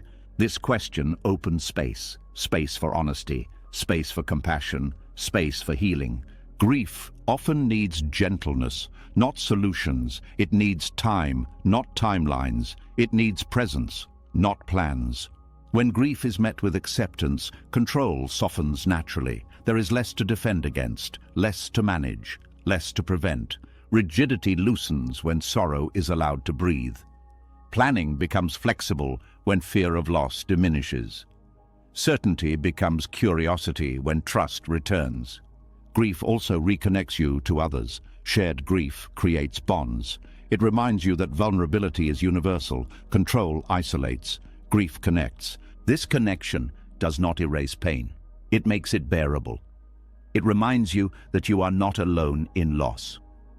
When grief is no longer hidden, life feels less brittle.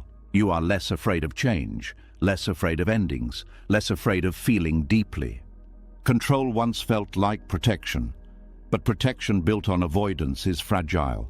Grief-integrated living is resilient. Resilience does not mean you won't be hurt again. It means you trust yourself to feel and recover. This trust reduces the need to armor up. As grief is allowed, something unexpected happens. Softness returns. Not weakness, softness, a willingness to be touched by life again.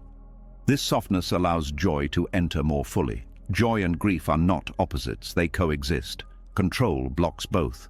Unmet grief kept control alive. Met grief lets control rest. When grief is given space, rigidity loses its purpose. Planning becomes a tool, not a shield. Certainty becomes preference, not necessity. And in this shift, life feels more honest, more spacious, less managed, more lived. Grief does not ask you to collapse. It asks you to feel. And when you do, the need to control slowly releases its grip, not because you forced it, but because it is no longer needed. As grief is finally allowed to surface instead of being masked by rigidity, another pattern becomes visible. Control is no longer only about managing life or avoiding loss. Sometimes it turns inward. It becomes a way of managing yourself, your thoughts, your behavior, your body. And when this inner control is driven by shame, it quietly becomes a form of violence. There is a kind of discipline that looks admirable from the outside. It appears as self-control, restraint, high standards, and constant self-improvement. But beneath it, there is often a harsh voice that says, "You are not enough as you are." This voice does not motivate through encouragement. It motivates through fear. Shame-based self-control is not about growth. It is about correction. It assumes there is something fundamentally wrong that must be fixed, suppressed, or overcome. Every mistake becomes evidence. Every slip becomes a verdict. The body becomes an object to manage rather than a living system to care for. This form of control often begins early. Many people learned that love, safety, or belonging depended on performance. They were rewarded for being good, quiet, strong, or successful. Over time, this external pressure became internalized.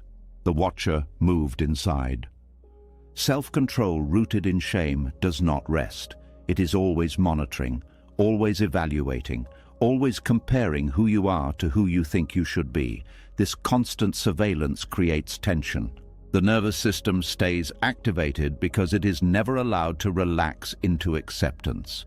Violence does not always involve force. Sometimes it involves denial, denial of rest, denial of softness, denial of emotion. When you push yourself beyond limits while ignoring signals of exhaustion or pain, that is a form of self-directed harm. Shame-based discipline often praises suffering. You believe that if something is hard, it must be good. If you are exhausted, you must be doing something right. This belief disconnects effort from wisdom. It glorifies strain. There is a difference between commitment and punishment. Commitment arises from care. Punishment arises from rejection. When you discipline yourself because you believe you are broken, the discipline itself reinforces that belief. The body feels this difference immediately. Compassionate discipline creates steadiness. Shame-based control creates tightness. One builds capacity, the other depletes it. Many people confuse self-control with strength, but strength that relies on self-attack is unstable. It requires constant pressure. The moment pressure drops, collapse follows. This cycle creates burnout. Burnout is not a failure of willpower, it is a failure of relationship. A relationship with yourself built on criticism cannot be sustained. Shame-based control also fragments the self. Parts of you are labeled acceptable, other parts are exiled, anger is suppressed, sadness is minimized, desire is policed. This fragmentation creates inner conflict. Inner conflict drains energy. You are always fighting yourself. Progress feels hollow because it is achieved at the cost of wholeness. This inner violence often hides behind productivity. You stay busy to avoid feeling inadequate. You stay disciplined to avoid feeling weak. But these strategies do not heal shame. They feed it. Shame tells you that worth must be earned. Compassion tells you that worth is inherent. These two messages cannot coexist peacefully. When shame is in charge, compassion feels undeserved. This is why self-kindness often feels uncomfortable. It triggers suspicion. If I am gentle with myself, will I become lazy? This fear misunderstands how humans actually grow. Growth does not come from punishment. It comes from safety. When the nervous system feels safe, learning accelerates. When it feels threatened, learning narrows. Compassion restores balance by changing the internal environment. Instead of forcing change, it creates conditions where change can happen naturally. This does not mean abandoning discipline. It means redefining it. Discipline rooted in compassion listens to limits. It respects cycles. It adapts. For example, compassionate discipline notices fatigue and responds with rest rather than criticism. It notices emotional pain and responds with curiosity rather than suppression. Shame-based control often treats emotions as obstacles. Compassion treats them as signals. Signals guide behavior. Suppressed signals create confusion. Self-control rooted in shame often relies on comparison. You measure yourself against ideals, others, or imagined standards. Comparison keeps shame alive. Compassion replaces comparison with attunement. Attunement means listening inwardly. It means asking, what is needed right now, rather than what should I be doing? This question shifts authority from external standards to internal wisdom. Internal wisdom is quieter. It does not shout. It does not threaten. It guides gently. Violence against the self also shows up in language. The way you speak to yourself matters. Harsh internal dialogue keeps the nervous system on edge. It reinforces a sense of danger. Compassionate language does not excuse harmful behavior. It contextualizes it. It recognizes causes instead of assigning blame. When you make a mistake, shame says, "This proves who you are." Compassion says, "This shows where support is needed." One collapses possibility, the other opens it. Balance returns when discipline serves life rather than identity. You act not to become worthy, but because something matters. Motivation shifts from fear to care. This shift often feels unfamiliar. Shame-driven systems are loud. Compassionate systems are quiet. Quiet can feel empty at first, but emptiness here is space. In this space, rest becomes possible without guilt. Play becomes possible without justification. Effort becomes more sustainable because it is not fueled by self-hatred. Compassion also reconnects you to your body. Instead of overriding signals, you listen. Hunger, fatigue, tension, and emotion become guides rather than enemies. Listening builds trust. Trust reduces the need for control.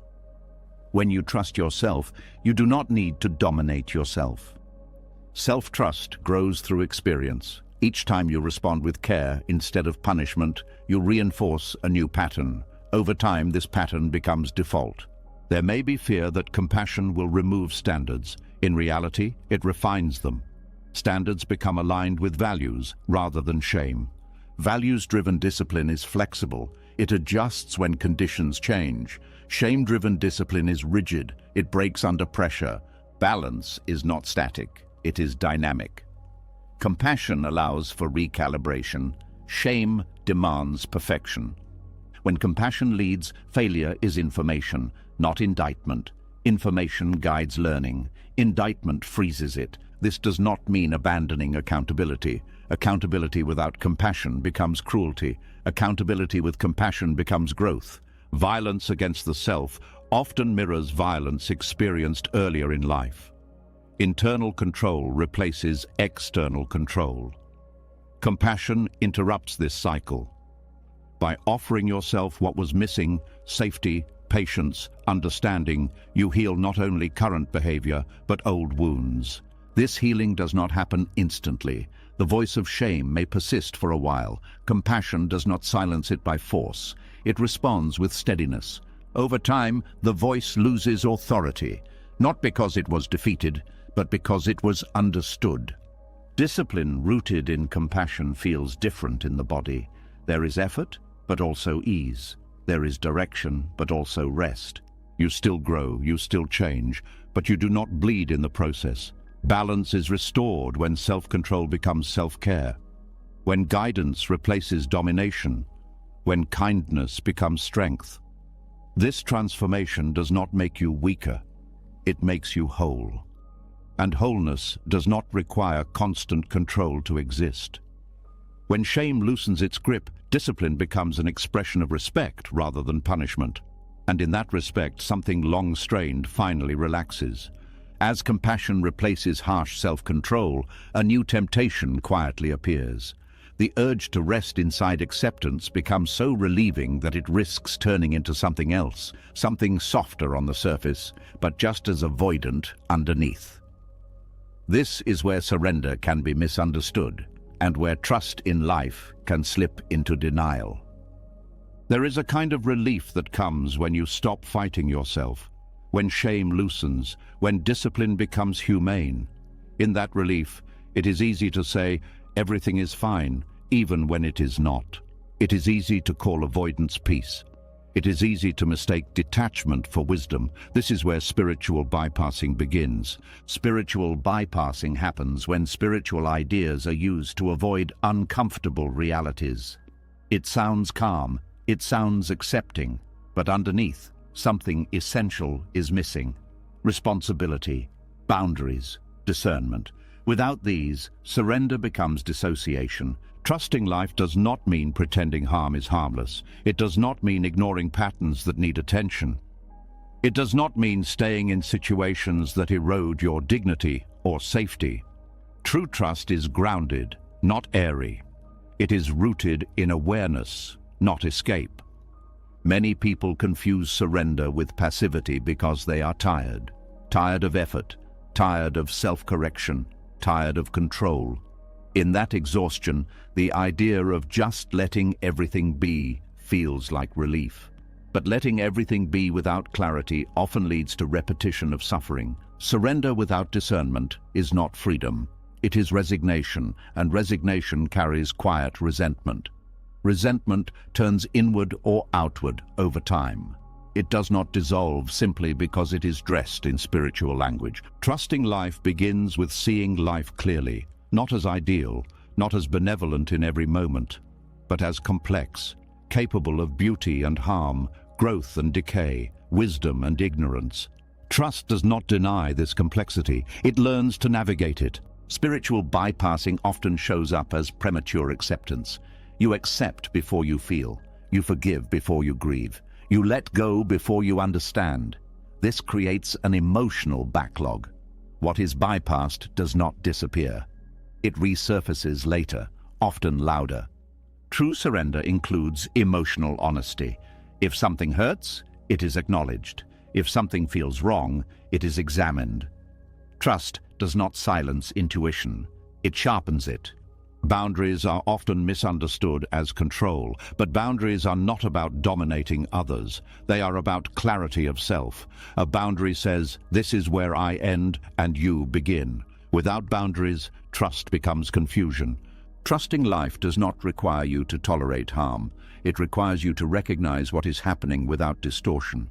Sometimes the most trusting act is to step away, to say no, to protect what is vulnerable. Spiritual bypassing often discourages anger.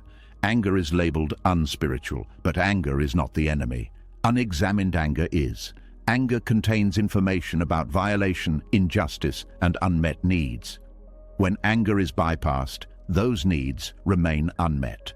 Trusting life means trusting your emotional signals, not acting them out impulsively, but listening to them. Discernment grows from listening, not suppressing. There is also a misconception that surrender means giving up effort. In reality, surrender changes the quality of effort. Effort becomes responsive instead of forceful. You act because something is needed, not because you are trying to control outcomes. Spiritual bypassing avoids responsibility by attributing everything to fate, karma, or divine will. While these ideas can offer perspective, they can also be used to avoid accountability. Responsibility grounds spirituality in lived reality. You are responsible for how you speak, how you act, how you repair harm. Surrender does not absolve you of this. It supports it by reducing defensiveness. When you trust life, you also trust cause and effect. Actions matter. Choices shape experience. Trust does not deny consequences, it works with them. Another sign of bypassing is the refusal to engage with complexity. Everything is reduced to simple explanations. Pain is minimized. Conflict is spiritualized away. This creates distance from real life.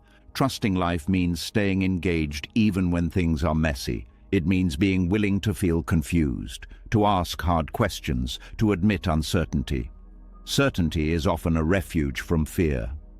Trust can tolerate not knowing. Non-attachment is often misunderstood as non-involvement. In Buddhism, non-attachment does not mean not caring. It means caring without clinging. You show up fully without demanding control over results. This distinction is subtle but crucial. Bypassing disengages. True surrender remains present. Trusting life also means trusting yourself. Not the ego's need to be right, but your capacity to respond wisely. This trust grows through experience. Each time you face difficulty without collapsing or avoiding, trust deepens. Spiritual bypassing avoids discomfort by staying abstract. It talks about love without touching pain. It speaks of peace without addressing injustice. This creates a split between values and behavior. Integration heals this split. Integration means your spirituality shows up in how you live, not just how you think, in how you treat others, in how you set limits, in how you repair mistakes. Trust without boundaries often leads to exploitation. Trust with boundaries creates safety. Safety allows openness. This is not contradiction, it is balance. Discernment is the capacity to see clearly. It is not judgment, it is recognition. Discernment notices patterns. It notices when something consistently causes harm. It notices when change is unlikely. Trusting life includes trusting these observations, not overriding them with idealism, not denying them with hope. Hope without realism becomes denial. Surrender also does not mean suppressing desire. Desire points to aliveness. Problems arise when desire turns into grasping. Surrender allows desire to exist without letting it dominate behavior. Spiritual bypassing often treats desire as something to transcend. This creates repression. Repressed desire leaks out in unhealthy ways.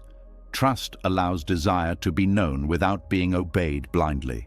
This same principle applies to fear. Fear is not something to eliminate. It is something to listen to and contextualize. Some fears are protective, others are habitual. Discernment tells the difference. Trusting life means trusting your ability to tell the difference. That ability grows with practice, not avoidance. True surrender also includes grief. Grief for what cannot be fixed. Grief for what did not happen. Grief for limits. Bypassing tries to skip grief by reframing it too quickly. Trust allows grief its time. Time is often what bypassing refuses to give. There is a rush to transcend, to rise above, to move on. Trust slows down. It respects process. Slowing down reveals truth. Truth is sometimes uncomfortable, but discomfort is not danger. Avoiding discomfort creates distortion. Trusting life also means trusting relationship, allowing feedback, being open to correction. Bypassing isolates by claiming higher understanding. Trust remains humble. Humility is essential here. Humility does not mean shrinking. It means acknowledging that perception is partial, that learning continues, that mistakes will happen. Surrender without humility becomes arrogance. Arrogance disconnects you from others and from reality. Trust reconnects. Spiritual bypassing often avoids conflict. Conflict is seen as unspiritual, but conflict handled with awareness can be transformative. Avoiding it leads to stagnation. Trusting life means trusting that conflict can be navigated without destruction. It means engaging honestly while staying regulated. This regulation comes from embodiment. Staying connected to the body keeps spirituality grounded. The body does not bypass. It registers what is real. Practices that disconnect you from sensation increase bypassing. Practices that deepen presence reduce it. Presence brings responsibility back into focus. Trusting life also involves trusting limits. You cannot save everyone. You cannot fix everything. Accepting limits prevents burnout and resentment. Limits are not failures, they are conditions. Working within conditions is wisdom.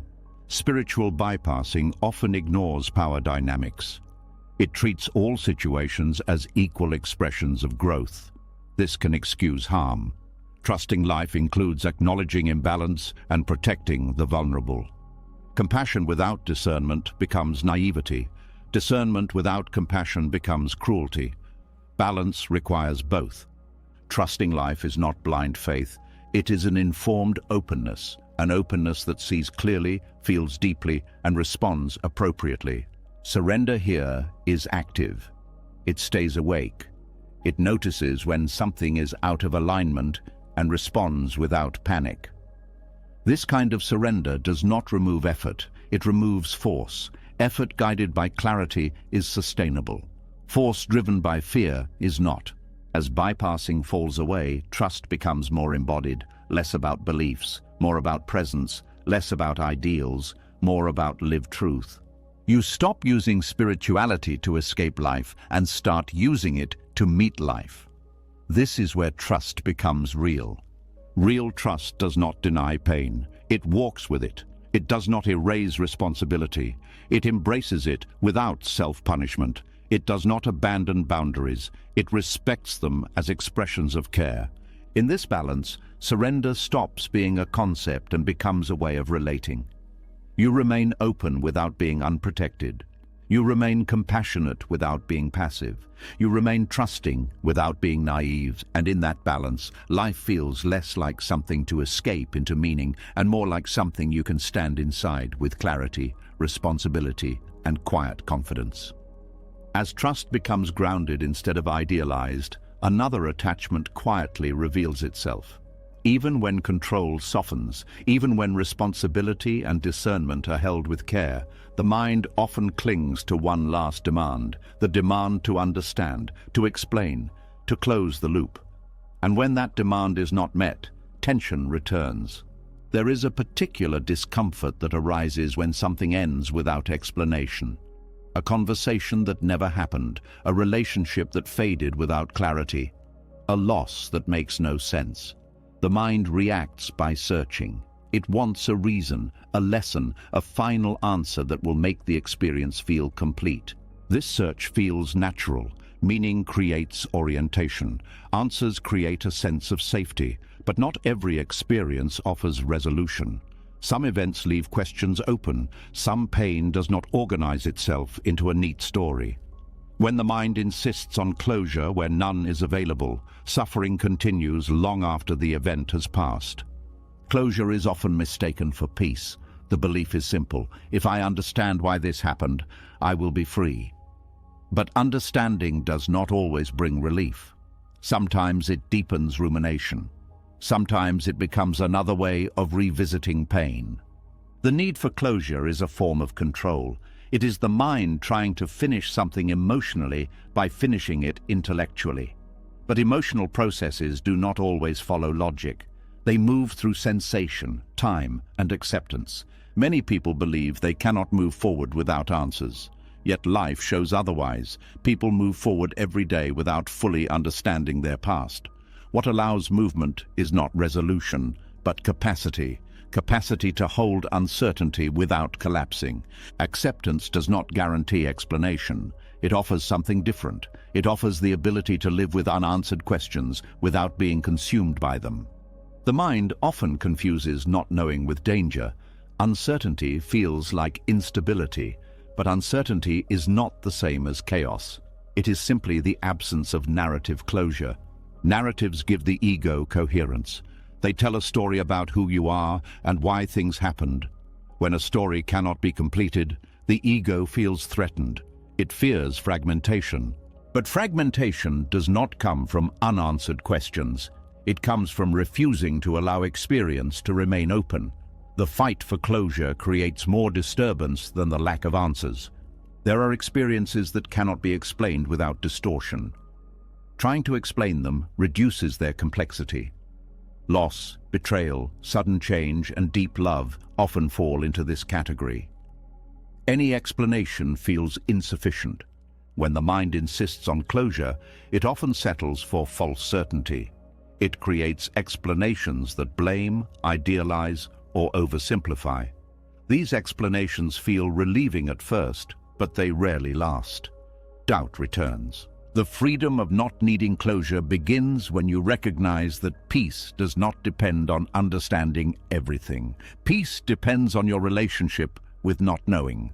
Not knowing does not mean ignorance. It means humility. It means acknowledging the limits of perspective. It means accepting that some things unfold beyond comprehension. This acceptance is not passive. It requires strength. The strength to stay present without filling gaps prematurely. The strength to feel without explanation. The body often processes experiences faster than the mind. You may notice that even without answers, your body slowly settles. Sleep improves. Breath deepens. Moments of ease appear. This is healing without closure. The mind may protest this. It says, "But I still don't understand." Understanding is not the same as integration.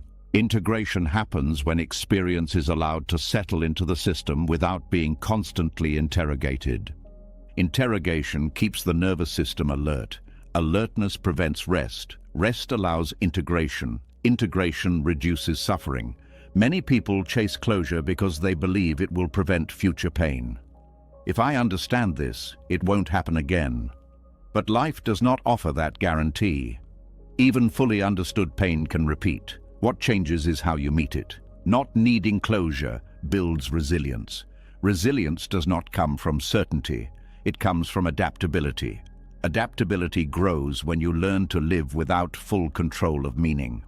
There is also grief hidden in the need for closure. Grief for the story you wanted. Grief for the explanation you deserved but never received. Allowing this grief is more healing than forcing an answer. When closure is not available, the invitation is to grieve the absence of closure itself. This grief is often overlooked, but it matters. Acceptance here means letting the question exist without demanding it resolve. The question may soften over time. It may lose urgency. It may remain. None of these outcomes require force. The mind often worries that without closure, life will feel incomplete. But life is always incomplete. It is ongoing. Closure is a mental preference, not a requirement for living. In Buddhism, clinging to views is a source of suffering. Views include explanations, beliefs, and conclusions about experience. Letting go of the need for closure is letting go of a view. This does not mean rejecting meaning altogether. It means allowing meaning to be provisional, flexible, open to change. Sometimes understanding comes years later. Sometimes it never comes. Sometimes the understanding that comes is different from what you expected. Acceptance allows this variability. Peace without resolution feels different. It is quieter. It does not provide a sense of triumph. It feels like less effort, less mental noise, less revisiting. This peace often arrives gradually. You notice you think about the event less. When you do think about it, it hurts less. Not because you solved it, but because you stopped fighting its unsolved nature. Not needing closure also changes how you relate to others. You stop demanding explanations they cannot give. You stop waiting for apologies that may never come. This does not excuse harm. It frees you from waiting. Waiting for closure from others gives them power over your peace. Releasing that need returns power to you. This does not mean suppressing the desire for answers. It means acknowledging the desire without obeying it. Desire can exist without being satisfied. When the desire for closure is seen clearly, it loosens. You see it as a habit of mind rather than a necessity. The mind learns that it can tolerate unresolved questions. This tolerance reduces anxiety. Anxiety thrives on the belief that uncertainty is unbearable. Tolerance of uncertainty is a mature capacity. It develops through practice. Each time you allow a question to remain open without spinning stories, capacity grows. This practice also deepens presence. Without the pull of explanation, attention returns to what is happening now. The present moment does not require closure. It requires contact. Contact with life as it is brings vitality. Vitality does not depend on understanding the past or predicting the future. It arises from engagement with now. Not needing closure also allows forgiveness without reconciliation. You can release bitterness without restoring relationship. This protects boundaries while freeing the heart. Forgiveness here is not a moral act, it is a release of fixation. Fixation keeps pain active. Release allows it to settle. Some people fear that without closure, they will forget important lessons. But lessons that matter integrate without effort. They show up in behavior, not in explanations. You do not need to remember every detail of pain to avoid repeating it. The body remembers. Awareness remembers. Closure often promises finality. Life offers continuity. Continuity means experiences blend into each other. They inform, but do not dominate. When you stop demanding closure, you allow experience to take its place in the larger flow of life. It becomes part of you without defining you. This does not mean indifference. You may still care deeply. You may still feel sadness, but the edge softens, the grip loosens. Peace without resolution feels like standing on open ground. There is no wall behind you, no neat ending, just space. At first, space can feel exposed. Over time, it feels liberating. There is room to move, room to breathe, room to live without constantly looking backward. The mind may still ask questions from time to time. That is natural. The difference is that the questions no longer demand answers to allow life to continue. Life continues anyway. Acceptance allows you to continue with it. This freedom is subtle. It does not announce itself. It shows up as less urgency, less obsession, more ease with complexity. You begin to trust that not everything needs to be resolved to be meaningful, that not every story needs an ending to be lived fully. In this trust, peace stops being something you achieve through understanding. It becomes something that arises when you stop insisting that experience conform to your need for explanation. Not needing closure does not make life simpler. It makes it more honest. And honesty, even when incomplete, is more peaceful than forced resolution. You learn to live with open questions the way you live with open skies. Not trying to close them, just letting them be. And in that openness, something unexpected happens. Life feels less heavy, not because it makes sense, but because you are no longer demanding that it does. Peace exists there, quiet, unresolved, real. As the need for answers loosens and peace is found without resolution, another attachment quietly comes into focus. It is more intimate than explanations and more persistent than questions. It is the attachment to who you believe you are. And just like every form of control before it, this attachment once promised safety. There is a subtle tension that appears when life begins to change you in ways you did not plan. A tightening when you feel yourself acting differently, thinking differently, responding differently. The mind quickly steps in and says, "That's not me." This reaction is not random. It is the ego protecting an identity it believes must remain stable. Identity gives structure. It tells a story about your past and offers a prediction for your future. It says, "This is who I am, this is what I do, this is how I respond." That story creates continuity. Continuity feels safe, but safety built on fixed identity comes with a hidden cost. Clinging to identity is a form of control. It is the attempt to stabilize the self in a world that is constantly changing. When you say, "This is just how I am," you are often trying to protect against uncertainty, vulnerability, and the discomfort of not knowing who you are becoming. Identity can be useful. It helps you navigate the world. But when identity becomes rigid, it resists growth. Growth requires openness. Identity says, "Stay the same." Awakening requires flexibility. Identity says, "Be consistent." This tension shows up whenever life invites change. You may feel drawn to new values, new ways of being, new perspectives, but identity steps in with fear. If I change, who will I be? This fear keeps you loyal to an outdated version of yourself. Attachment to identity often masquerades as authenticity. You tell yourself you are being true to who you are. But authenticity is not loyalty to a fixed self. It is honesty with the present moment. Sometimes honesty reveals that who you were is no longer who you are. Identity also shapes how you interpret experience. Events are filtered through self-concept. Praise reinforces identity. Criticism threatens it. Feedback becomes dangerous when it challenges the image you hold. This is why identity attachment creates defensiveness. Defensiveness is not about disagreement, it is about protection. Protection of a self-image that feels necessary for survival. When identity is threatened, the nervous system reacts as if something essential is at risk.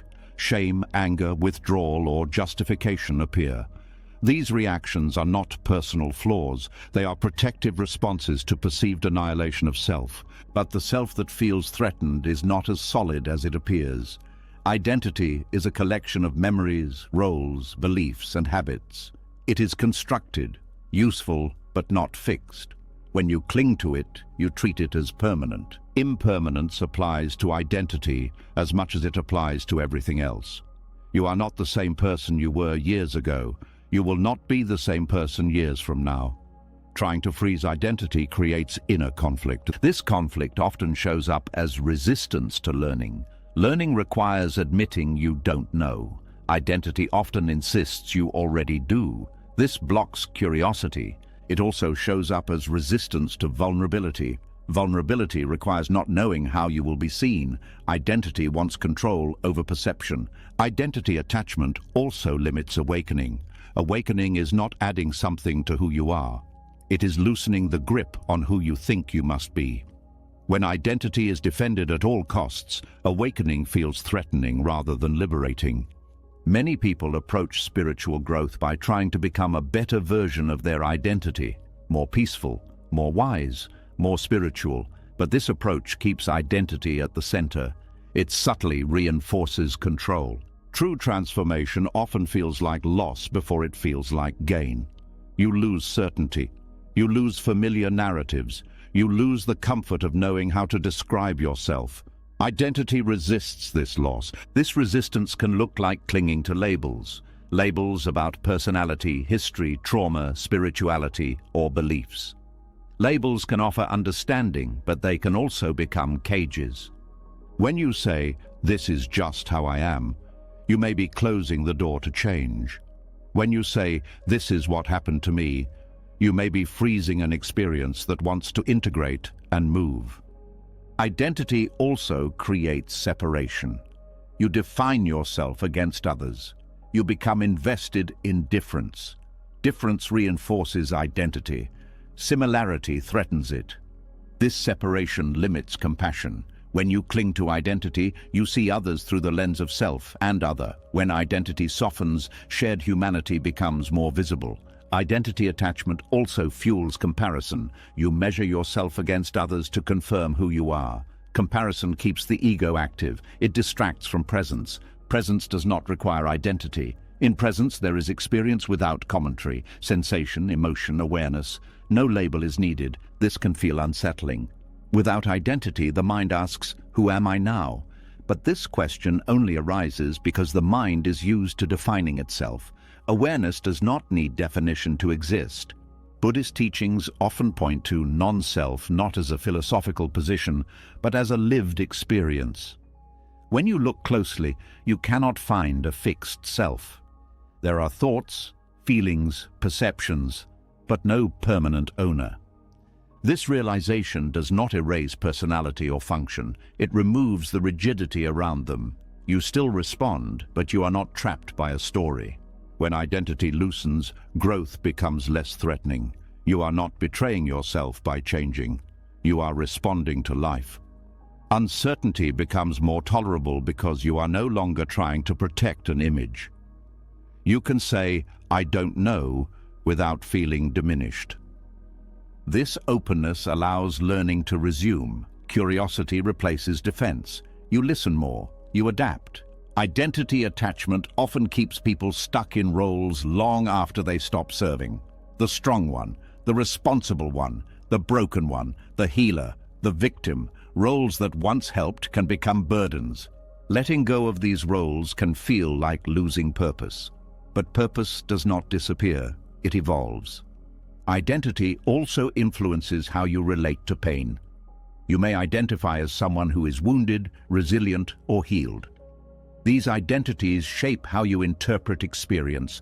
They can either open or close possibilities. When pain arises, identity may say, "This shouldn't be happening to me anymore." This creates resistance. Resistance prolongs suffering. Without rigid identity, pain is just pain. It does not threaten who you are. It passes more easily. Attachment to identity also affects decision-making. You choose options that fit your self-image rather than what feels true. This creates misalignment. Misalignment creates discomfort. Discomfort signals the need for change. Identity resists this signal. Letting go of identity does not mean becoming nothing. It means becoming responsive. You are shaped by each moment rather than confined by a past description. This responsiveness feels alive. It allows surprise. It allows growth without self-betrayal. The fear beneath identity attachment is fear of disappearance. Fear that without a defined self, you will not exist. But experience shows otherwise. Awareness remains even when identity shifts. In fact, awareness becomes more spacious, less defended, less reactive. Relationships also change when identity loosens. You are less invested in being seen a certain way. Conversations become more honest. Listening deepens. You stop performing yourself. You start showing up. This does not mean chaos. Patterns still exist. Preferences still exist. The difference is flexibility.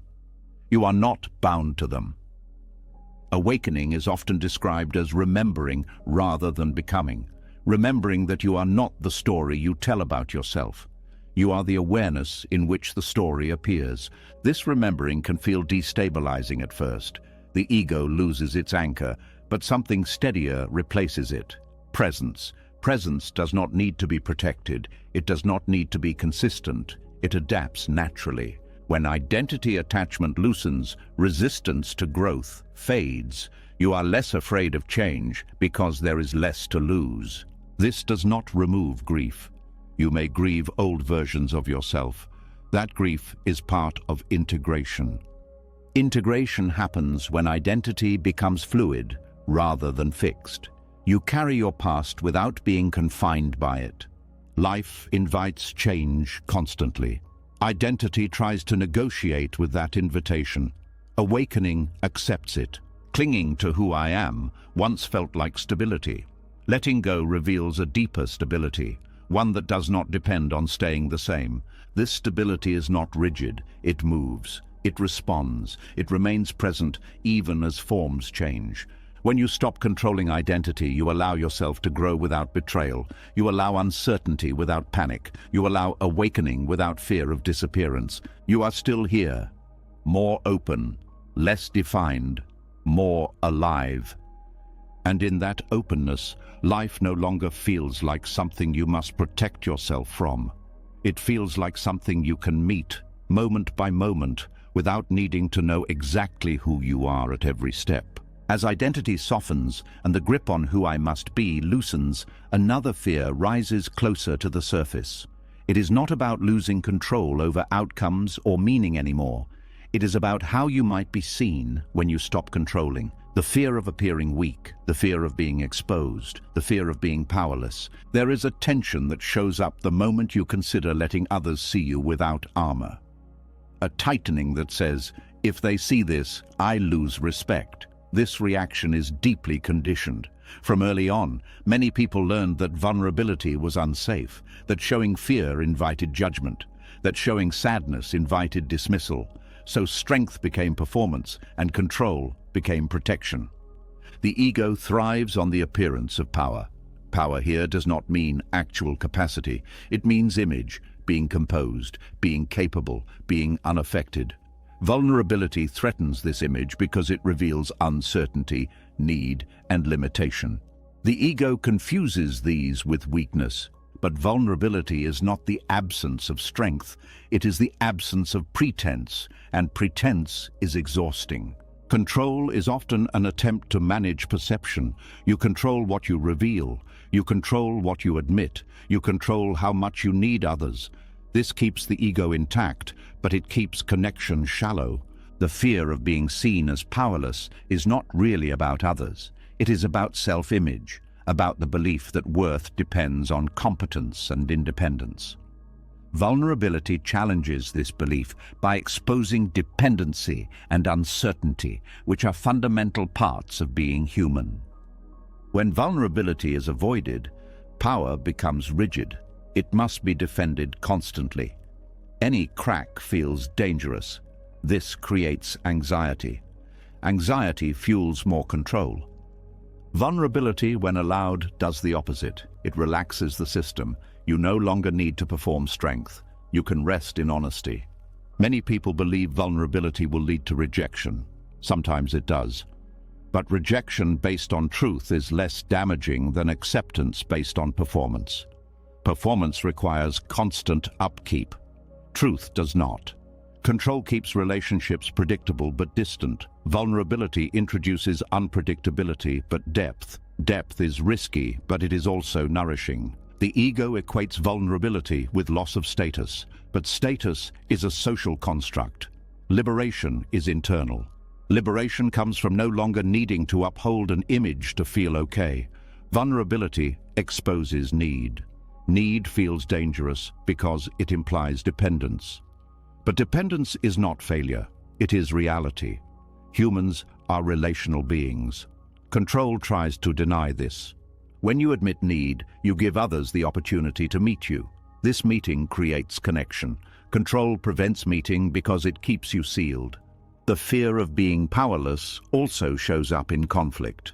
You may control conversations to avoid admitting uncertainty. You may dominate discussions to avoid feeling small. This creates distance and escalates tension. Vulnerability in conflict looks like saying, "I don't know," or "this hurts," or "I'm scared." These statements de-escalate because they shift the interaction from power struggle to human exchange. Power struggles arise when both sides protect ego. Vulnerability dissolves the struggle because there is nothing to defend. There is also fear that vulnerability will lead to being taken advantage of. This fear has roots. Past experiences of betrayal or neglect teach the nervous system to protect itself. Control becomes a shield. But shielding everything also blocks nourishment. Discernment, not total control, is what protects. Discernment chooses where vulnerability is shared. Control suppresses it everywhere. Liberation does not mean exposing yourself indiscriminately. It means allowing vulnerability where it is safe and appropriate. This is wisdom, not weakness. Vulnerability also changes how you relate to failure. When identity and control dominate, failure threatens self-worth. Vulnerability allows failure to be part of learning rather than proof of inadequacy. Admitting mistakes becomes easier. Repair becomes possible. Growth accelerates because energy is not spent on hiding. The ego resists this because it equates vulnerability with humiliation. But humiliation comes from judgment, not from openness. When vulnerability is met with compassion, it becomes empowering.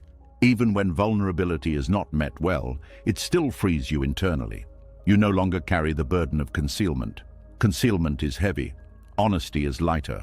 Control also blocks emotional intimacy. You may share facts but not feelings, opinions but not fears.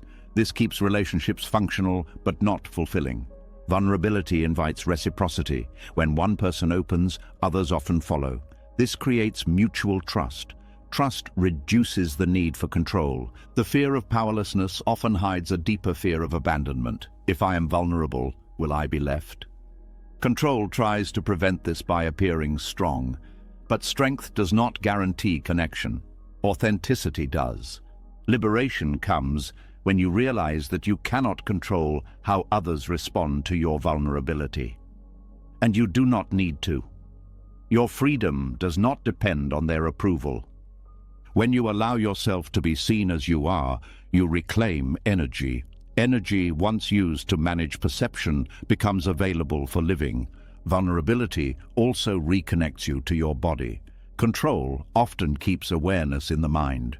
Vulnerability brings attention to sensation, breath, emotion. This embodiment grounds you. Grounded vulnerability feels different from collapse. Collapse is overwhelm. Grounded vulnerability is openness with support. Support may come from breath, posture, environment, or trusted people. The ego fears vulnerability because it threatens the illusion of separateness. Vulnerability reveals interdependence. Interdependence challenges the ego's narrative of self-sufficiency. But interdependence is not weakness. It is how systems thrive. Ecosystems survive through connection, not isolation. Vulnerability also allows grief to be shared. Shared grief is less heavy. Control isolates grief. Isolation magnifies pain.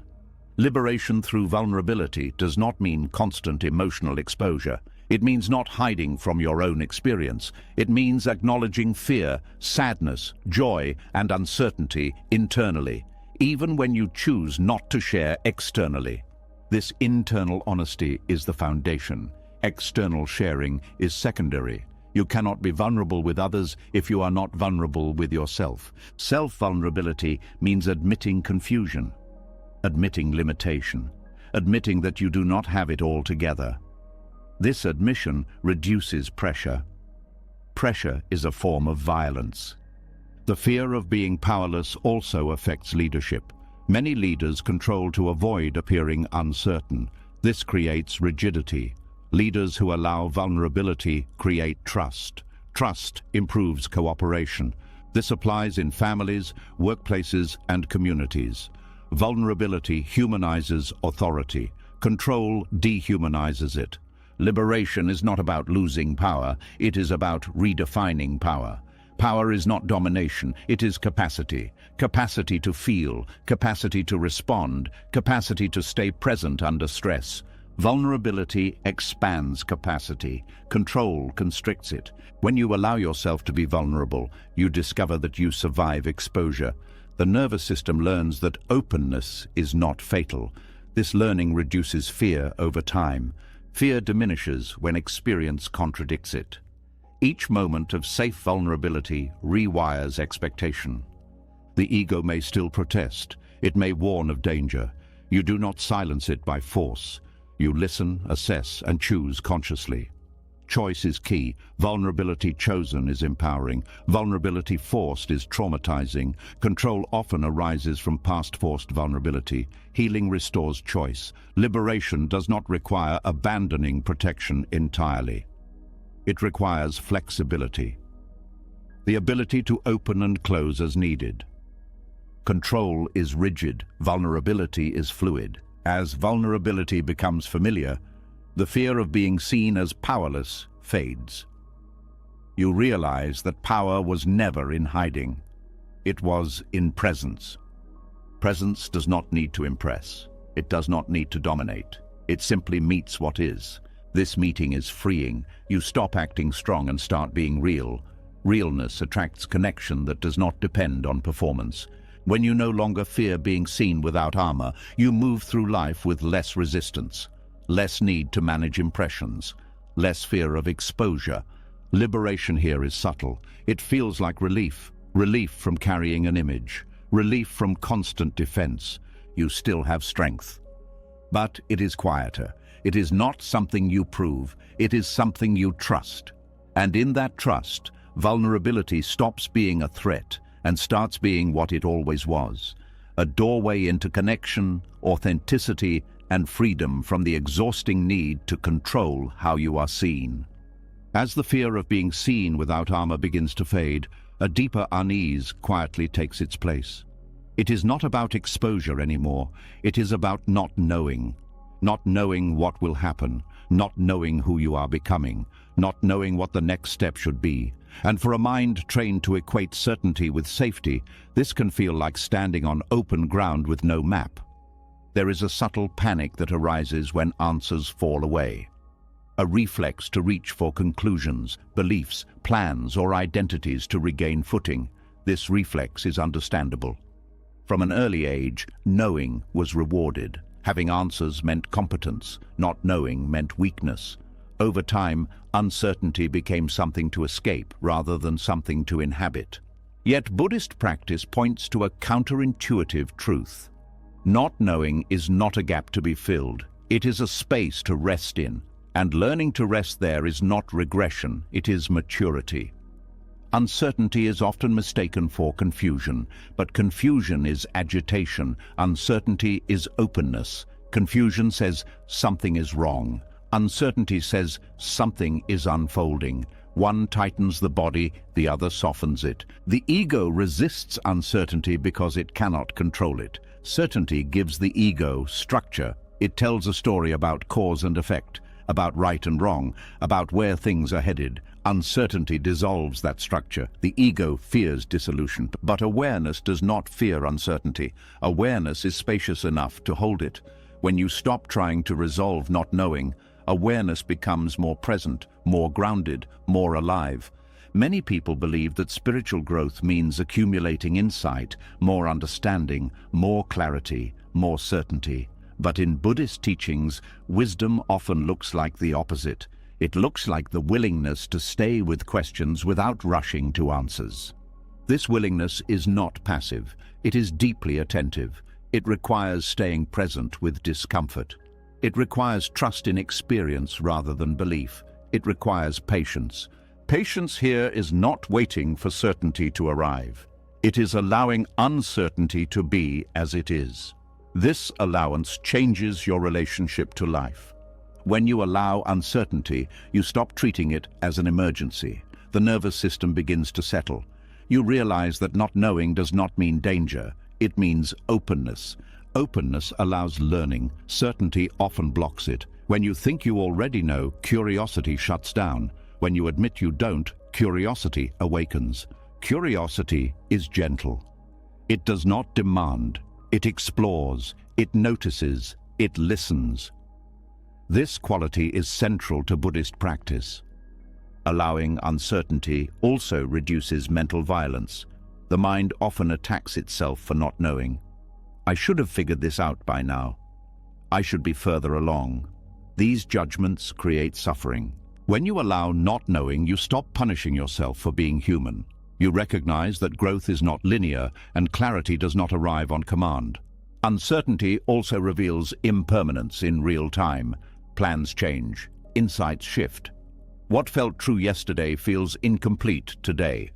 Allowing uncertainty means allowing this movement without clinging. Clinging to certainty creates rigidity. Rigidity creates fear of change. Fear of change fuels control.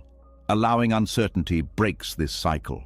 The practice of allowing uncertainty often begins in small moments. You notice the urge to decide prematurely, to label an experience, to conclude what it means. Instead, you pause. This pause is powerful. It interrupts habitual patterns. It creates space between stimulus and response. In that space, wisdom can emerge. Wisdom here is not a thought. It is a felt sense, a knowing that arises from presence rather than analysis. Not knowing also humbles the mind. Humility is not self-diminishment. It is accurate self-perception. It acknowledges the limits of perspective. This humility reduces arrogance and defensiveness. You become more open to others' views, less attached to being right, more interested in understanding. Allowing uncertainty also deepens compassion. When you accept your own not knowing, you become more patient with others. You stop expecting people to have everything figured out. This patience improves relationships. Conversations become explorations rather than debates. Listening becomes more genuine. The fear behind uncertainty is often the fear of making mistakes. If I don't know, I might choose wrong, but mistakes are part of learning. Avoiding mistakes through over-certainty limits growth. Allowing uncertainty means accepting the possibility of error without self-condemnation. This acceptance builds resilience. Resilience grows not from control, but from adaptability. Adaptability requires flexibility. Flexibility requires openness. Uncertainty provides that openness. In meditation, uncertainty often shows up as restlessness. The mind wants something to focus on, something to resolve. Allowing uncertainty means noticing this restlessness without obeying it. You sit, you breathe, thoughts arise, questions arise, you let them be. This practice trains the nervous system to tolerate ambiguity. Over time, tolerance becomes ease. Ease becomes trust. Trust here is not belief that things will work out. It is trust that you can meet whatever arises without needing to know everything in advance. This trust reduces anxiety. Anxiety feeds on imagined futures. Allowing uncertainty brings attention back to the present. The present moment does not require answers, it requires awareness. Allowing uncertainty also challenges spiritual pride, the belief that awakening means constant clarity. In reality, awakening often increases sensitivity to complexity. As awareness deepens, simplistic answers fall away. Life appears more nuanced. This can feel destabilizing at first.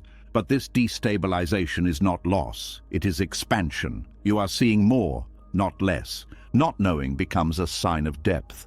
It means you are no longer satisfied with surface explanations. You are willing to stay with mystery. Mystery is not ignorance. It is reverence for what cannot be reduced to concept. Buddhist teachings often emphasize direct experience over belief. Direct experience is always fresh. It cannot be fully predicted or explained. Allowing uncertainty honors this freshness. When you stop demanding certainty, life feels less rigid. You become more responsive. You adjust as conditions change. This responsiveness is different from indecision. Indecision is paralysis. Responsiveness is engagement without fixation. You act when action is needed. You wait when waiting is appropriate. You do not force clarity where it has not yet formed. Allowing uncertainty also reduces fear of the unknown. Fear thrives when the unknown is treated as hostile. When you allow uncertainty, the unknown becomes neutral. Neutrality creates space. Space allows creativity. Creativity emerges when the mind is not confined by fixed outcomes. Many insights arise unexpectedly, not through effort but through relaxation. When the mind stops pushing for answers, answers sometimes appear on their own. And when they don't, life still continues. You still live, you still breathe, you still respond. This realization is liberating. You see that certainty was never required for living. It was a preference, not a necessity. Allowing uncertainty also softens the need for identity. If you don't know who you are becoming, you are less attached to who you were. This openness supports growth. Growth does not announce itself. It unfolds quietly, often unnoticed until later. Not knowing also teaches patience with process. Some things take time. Some understanding matures slowly. Forcing it distorts it. This patience reduces frustration. Frustration comes from wanting resolution before readiness. Readiness cannot be forced. It arises naturally when conditions align. Allowing uncertainty is an act of respect toward reality. It acknowledges that life is complex and cannot be fully controlled or predicted. This respect fosters humility and care. You stop imposing your will and start listening. Listening is central here. Listening to the body, listening to emotions, listening to circumstances, listening to silence. Silence is often where uncertainty feels most present. Without noise, questions echo. But silence is also where presence deepens. When you rest in not knowing, silence becomes less threatening. It becomes spacious. In this space, you are not required to perform understanding. You are allowed to simply be. Being without knowing is deeply restful. It releases the constant pressure to figure things out. This rest does not make you passive. It makes you attentive. Attentiveness without agenda is powerful. It allows you to notice subtle shifts. It allows intuition to emerge. Intuition is not certainty, it is sensitivity. Sensitivity thrives in openness. Allowing uncertainty also changes how you relate to spiritual teachings. You stop using them as answers and start using them as pointers. Pointers guide attention, not conclusions.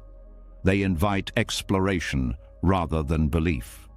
This exploration keeps practice alive. it prevents stagnation. Stagnation often comes from believing you have arrived. Not knowing keeps the path open.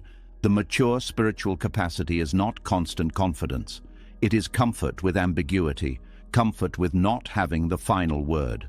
This comfort does not mean indifference. It means engagement without rigidity. You care deeply. You act sincerely. You hold values. But you do not demand that life conform to your understanding. When understanding changes, you adjust.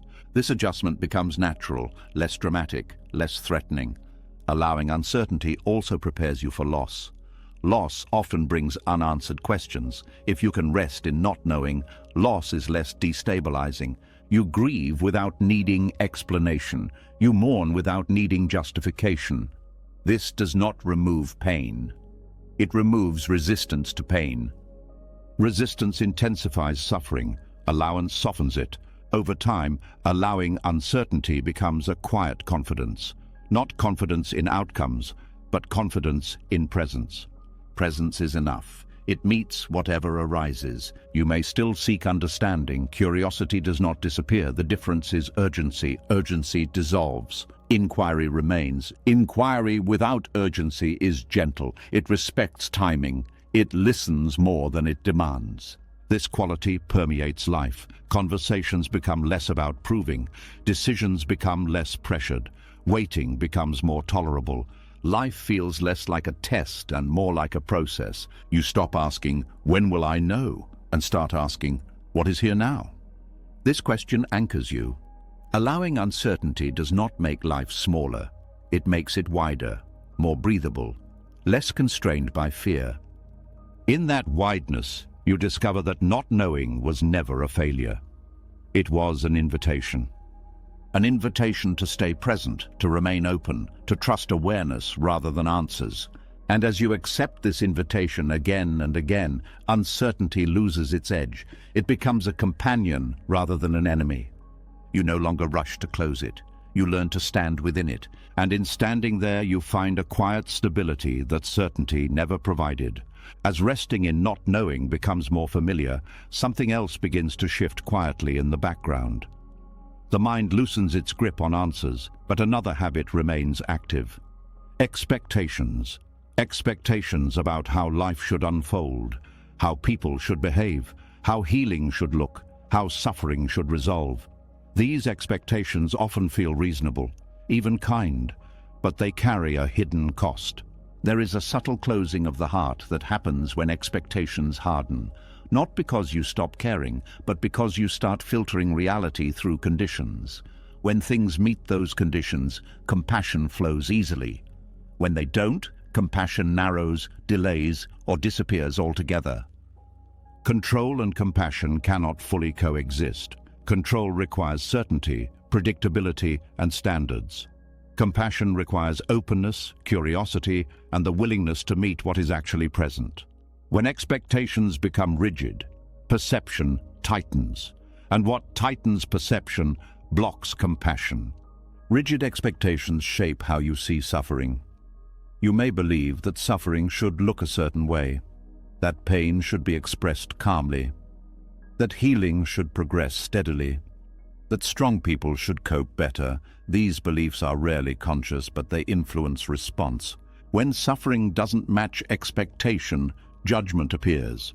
Not always harsh judgment, sometimes subtle, a quiet impatience, a sense of distance, a thought like, "They should be over this by now," or "I shouldn't still feel this way."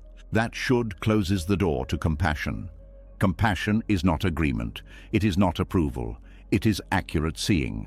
Accurate seeing requires dropping the idea of how things are supposed to be. Control interferes by insisting on form over reality. This happens inwardly first. When you hold rigid expectations about yourself, you limit self-compassion. You may believe you should be stronger, calmer, wiser, more healed. When you fall short of these internal standards, self-criticism replaces care. Self-criticism feels motivating, but it is corrosive. It does not reduce suffering. It adds another layer to it. Compassion would say, "This is hard." Control says, "This shouldn't be happening." The nervous system feels the difference immediately. Compassion softens, control tightens. Tightening reduces sensitivity. Reduced sensitivity makes it harder to perceive suffering accurately. This misperception extends to others. When you expect people to behave according to your standards, you stop seeing the conditions shaping their behavior. You see choice where there may be capacity limits.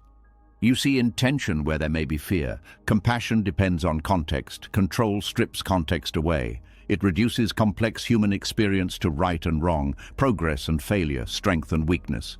Buddhist teachings emphasize seeing suffering clearly. Clear seeing requires openness. When expectations dominate, seeing becomes selective. You see what fits your narrative. For example, you may believe compassion means staying calm. When someone expresses pain with anger or chaos, you withdraw. You may label them difficult, but their suffering has not disappeared. It has simply become invisible to you. Control often mistakes composure for health, but many people suffer quietly, others suffer loudly. Compassion does not choose based on presentation. It meets suffering wherever it appears. Rigid expectations also affect empathy. Empathy requires imagination and flexibility. When you assume you know how someone should feel, you stop listening to how they actually feel. Listening is central to compassion. Control interrupts listening by preparing responses, judgments, or fixes. Compassion listens without agenda. Agenda is key here. Control always has one. Even benevolent agendas interfere with compassion. When you approach someone's suffering with the goal of resolving it, you may miss what they need most: to be seen. Being seen is not the same as being fixed. Control focuses on fixing. Compassion focuses on witnessing. Witnessing suffering does not mean passivity. It means presence without distortion. From clear presence, appropriate action can arise, but action that arises before understanding often misses the mark. Rigid expectations also create hierarchy. You see yourself as the one who knows, copes, or understands. Others become examples of what not to be. This hierarchy blocks mutual compassion. Compassion thrives in equality. Equality does not mean sameness. It means recognizing shared vulnerability. Control denies shared vulnerability by insisting on roles. Roles like helper, strong one, healed one, leader. These roles distance you from others' pain. They also distance you from your own. When you cling to the role of the one who has it together, your own suffering becomes unacceptable. You hide it. Compassion towards self diminishes. Compassion towards others becomes conditional. Control also narrows time. You expect suffering to resolve on a schedule. When it doesn't, frustration arises. Frustration is often misdirected at the person who is suffering, but suffering does not follow timelines. Grief, trauma, confusion, and fear move in cycles. Compassion understands this. Control resists it. Resistance shows up as impatience. Impatience communicates withdrawal. It says, "You are taking too long." This message, even when unspoken, deepens suffering. Compassion says, "There is no deadline for pain." This difference matters. When people feel rushed to heal, they often hide pain rather than resolve it. Control creates performance. Compassion creates safety. Safety allows honesty. Honesty allows healing. Rigid expectations also shape moral judgment. You may believe people should know better, choose better, act better. While accountability matters, compassion requires understanding capacity. Capacity varies based on nervous system regulation, history, resources, and support. Control ignores capacity. Compassion considers it. This does not excuse harm. It contextualizes it. Context does not remove responsibility. It informs response.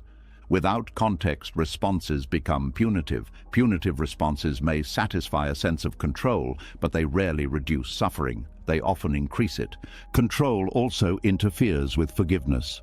Forgiveness requires releasing expectations about how the past should have unfolded. When expectations remain, resentment persists. Resentment is frozen compassion. It is compassion that could not flow because expectations blocked it. This freezing happens internally as well. When you expect yourself to have acted differently, self-forgiveness becomes impossible.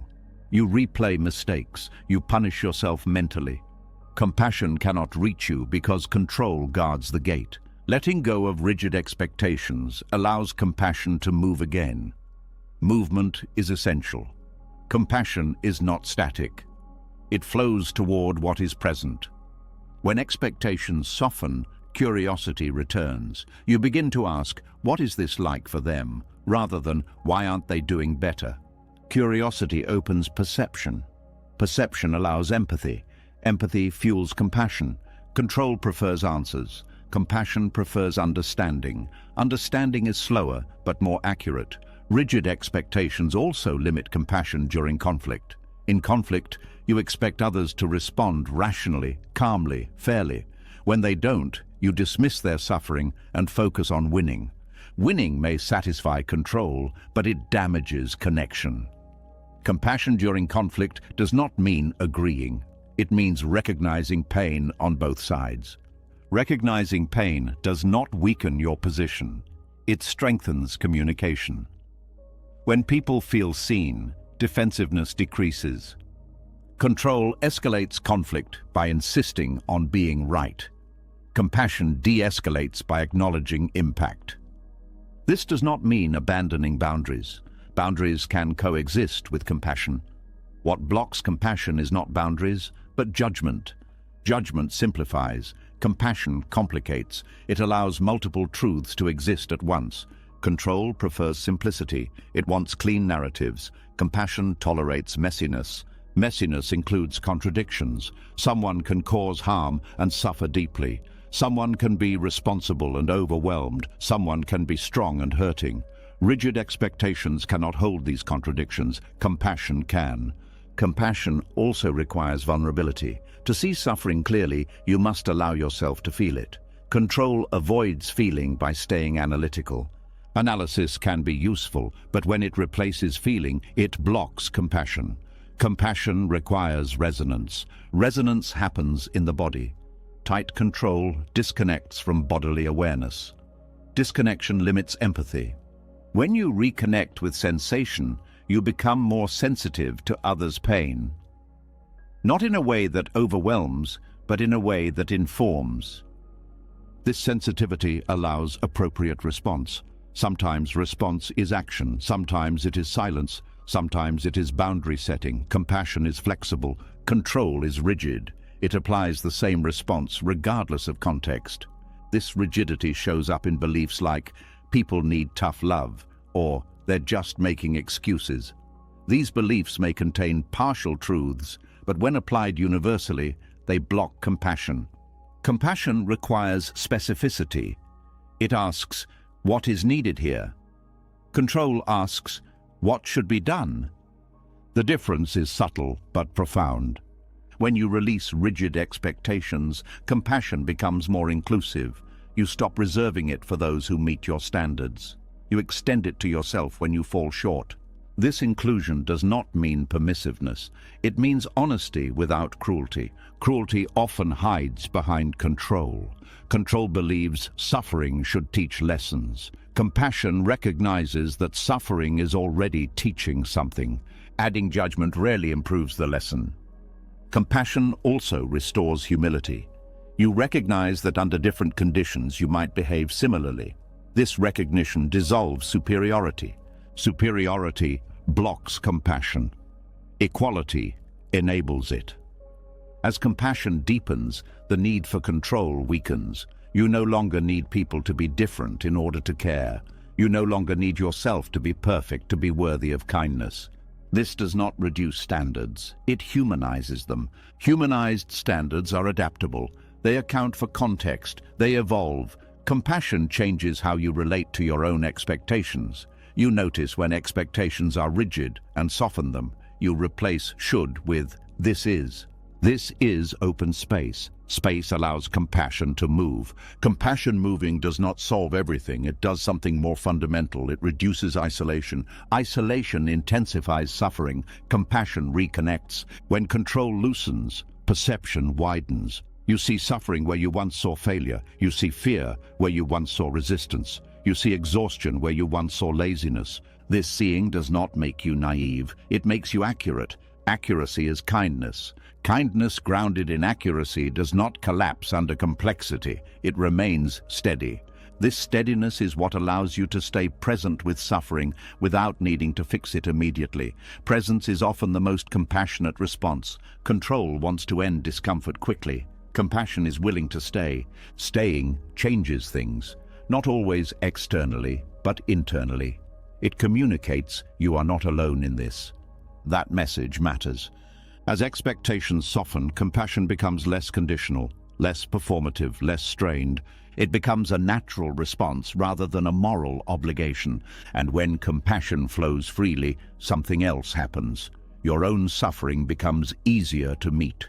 You stop fighting it. You stop demanding it resolve on schedule. You see yourself with the same clarity you offer others, not through judgment, through understanding. This understanding does not remove pain. It removes resistance to pain. Resistance is what magnifies suffering. Compassion dissolves resistance. When control steps aside, compassion steps forward, not as sentimentality, but as clear seeing infused with care. Clear seeing does not look away from suffering. It looks directly, without distortion, and in that direct seeing, something soft but powerful emerges. A response rooted not in expectation, but in presence. That presence is what allows compassion to flow toward others, toward yourself, toward life as it is. Not because it should be different, but because it is here. As compassion begins to flow more freely and expectations soften, another layer of control quietly adapts. It does not disappear, it evolves. It puts on refined language, it adopts calm tones. It uses wisdom instead of force, and because it looks peaceful, it is harder to see. There is a moment when spiritual practice starts to feel empowering. You meditate, you observe your thoughts, you regulate your emotions, you gain insight, and with that insight, a subtle shift can occur. The ego does not vanish, it reorganizes, it learns new strategies, it learns how to control without appearing to. This is where spiritual control takes root. Spiritual control is not loud. It does not dominate conversations or impose rules overtly. It shows up as certainty, as composure, as quiet superiority. It says, I am beyond this, or I don't get affected like others do, or I see things more clearly now. These statements may sound harmless, even true, but when they become identity, they create distance. The ego loves improvement. It loves hierarchy. When spirituality becomes a ladder, the ego climbs it. Meditation becomes proof. Discipline becomes status. Wisdom becomes authority. And control re-enters through refinement. This form of control is especially dangerous because it feels justified. You are not controlling out of fear, you tell yourself. You are being mindful. You are being disciplined. You are being detached. But beneath these words, there may still be avoidance, suppression, or dominance. Meditation, when misused, can become a way to bypass emotion rather than meet it. You sit with discomfort, but instead of allowing it, you dissociate from it. You watch pain from a distance and call it equanimity. But equanimity without contact is numbness. The difference is subtle but important. True presence feels alive. Spiritual control feels flat. Discipline can also become a weapon. You push yourself to meditate longer, practice harder, maintain composure at all costs. You override signals of fatigue, grief, or anger because you believe you should be beyond them. This is control disguised as commitment. Wisdom, too, can become rigid. You adopt concepts about impermanence, non-attachment, or non-self and use them to dismiss lived experience. Someone expresses pain and you respond with philosophy instead of empathy. You explain away suffering instead of meeting it. This is domination through abstraction. Spiritual control often emerges when the ego fears regression. You don't want to go back to who you were. You don't want to feel raw again. You don't want to admit confusion. So you hold tightly to a spiritual identity that promises stability. But spirituality is not meant to stabilize the ego. It is meant to soften it. When practice becomes identity, curiosity fades. You stop questioning your own assumptions. You stop noticing blind spots. You start defending your understanding. Defense is always a sign of control. The subtle ego behind spiritual control often shows up as detachment. You appear calm but unavailable, present but distant. You no longer react, but you also no longer connect. This distance feels safe, but it blocks intimacy. Control creates safety by reducing contact. But growth happens through contact. Spiritual control also affects how you relate to others' suffering. You may see their pain as lower-level consciousness, unresolved karma, or lack of awareness. These interpretations may sound spiritual, but they create hierarchy. Hierarchy blocks compassion. True wisdom does not separate. It recognizes shared vulnerability. There is also a tendency to control inner experience through spiritual practice. You monitor thoughts. You label emotions, you manage reactions. Awareness becomes surveillance. The inner world becomes policed. This creates tension. You are never fully at ease because you are always observing yourself. Self-observation without kindness becomes self-control. Kind awareness allows, controlling awareness restricts. Spiritual control often avoids messiness. It prefers clarity, stillness, and insight. Messy emotions like jealousy, rage, longing, or grief are seen as failures. But these emotions are part of being human. Rejecting them fragments the self. Fragmentation creates shadow. What is rejected does not disappear. It expresses itself indirectly through rigidity, judgment, or superiority. The ego loves being the one who knows. Spiritual language gives it sophisticated tools. You speak of surrender, but only when it does not threaten your image. You speak of acceptance, but only when it aligns with your preferences. This selective application reveals control. Another sign of spiritual control is intolerance of doubt. You may feel unsettled when beliefs are questioned or when practice feels dry. Instead of staying with uncertainty, you double down. More practice, more effort, more certainty. But forcing clarity closes the heart. True practice allows doubt. Doubt is not failure, it is inquiry. It keeps wisdom alive. When doubt is suppressed, practice becomes dogma. Dogma is control crystallized. Spiritual control also shows up in communities. Hierarchies form. Certain experiences are valued more than others. Silence is praised. Emotion is sidelined. People feel pressure to appear calm and evolved. This environment discourages honesty. People hide struggles to maintain belonging. Control replaces authenticity. Authentic spirituality welcomes imperfection. It allows confusion, emotional expression, and questioning. It does not demand performance. Control demands performance.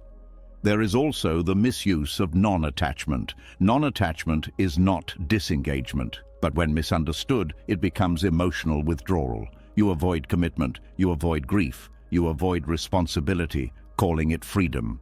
Freedom without care is avoidance. Spiritual control often avoids accountability. Harm is reframed as lesson. Impact is dismissed as projection. This protects the self-image of wisdom at the expense of relationship. True wisdom listens to impact. It adjusts, it repairs. Repair requires humility. Humility threatens the ego, so spiritual control avoids it by staying abstract. Another subtle form of spiritual control is timing dominance. You tell yourself others will understand later.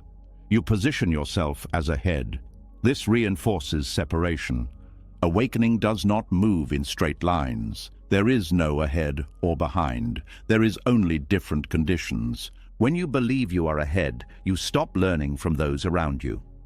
Learning requires equality. Spiritual control also limits embodiment. You stay in the mind, observing. You avoid sensation, but wisdom is embodied. The body holds truths the mind cannot conceptualize. Avoiding the body keeps practice incomplete. Meditation is meant to open awareness, not narrow it. When meditation becomes rigid, it loses its function. It becomes another task to master. Mastery appeals to the ego. Presence does not.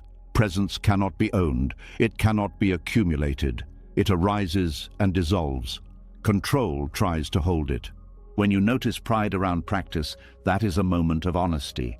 Pride is not a sin. It is a signal. It points to attachment. Seeing attachment clearly is part of the path. Judging it is not. Spiritual control thrives on comparison. You compare your calm to others' reactivity, your insight to others' confusion. This comparison reinforces identity. Identity always seeks advantage. True practice dissolves comparison by revealing shared humanity. Another sign of spiritual control is urgency to correct others. You offer insights without being asked. You interpret others' experiences through your framework. This is subtle dominance. Wisdom offered without invitation often feels invasive. True guidance waits. It responds rather than imposes. Spiritual control also shows up as rigidity around routine. Missing practice feels like failure. Rest feels like weakness. This is discipline without compassion. Compassion adjusts, control insists. The nervous system feels the difference. Compassionate practice regulates, controlling practice stresses. Spiritual growth does not require constant effort. Integration happens in rest. Control resists rest because it feels like loss of progress. But progress is not linear. It is cyclical. Forcing linearity distorts growth.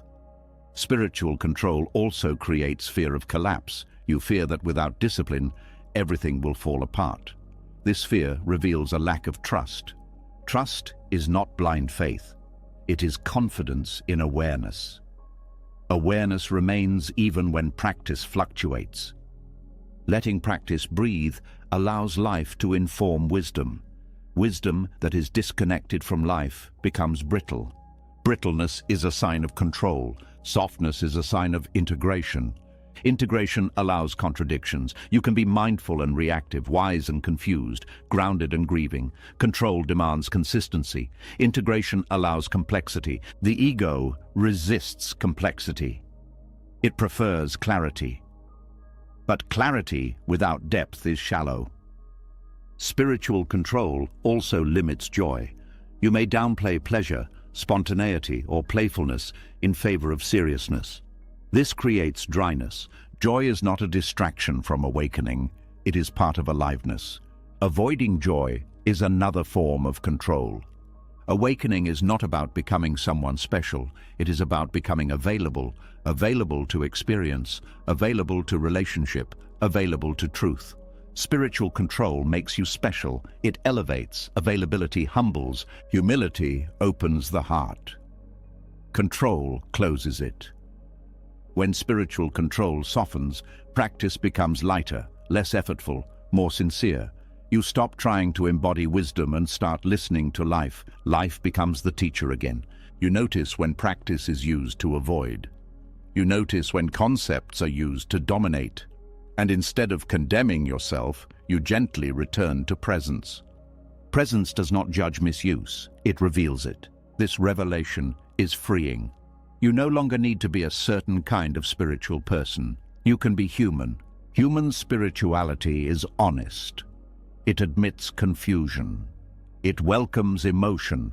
It stays curious. When the subtle ego is seen clearly, it loses its grip. Not through force, but through understanding.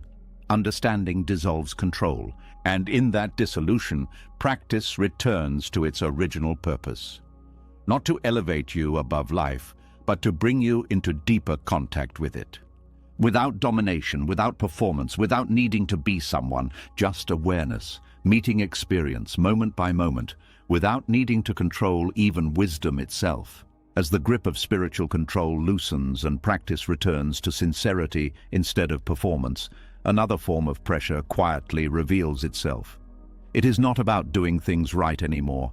It is about doing them on time, about arriving, about getting somewhere before something runs out. This pressure hides inside goals, growth, healing, awakening, and even patience itself. There is a familiar tightness that appears when you start asking, how long will this take?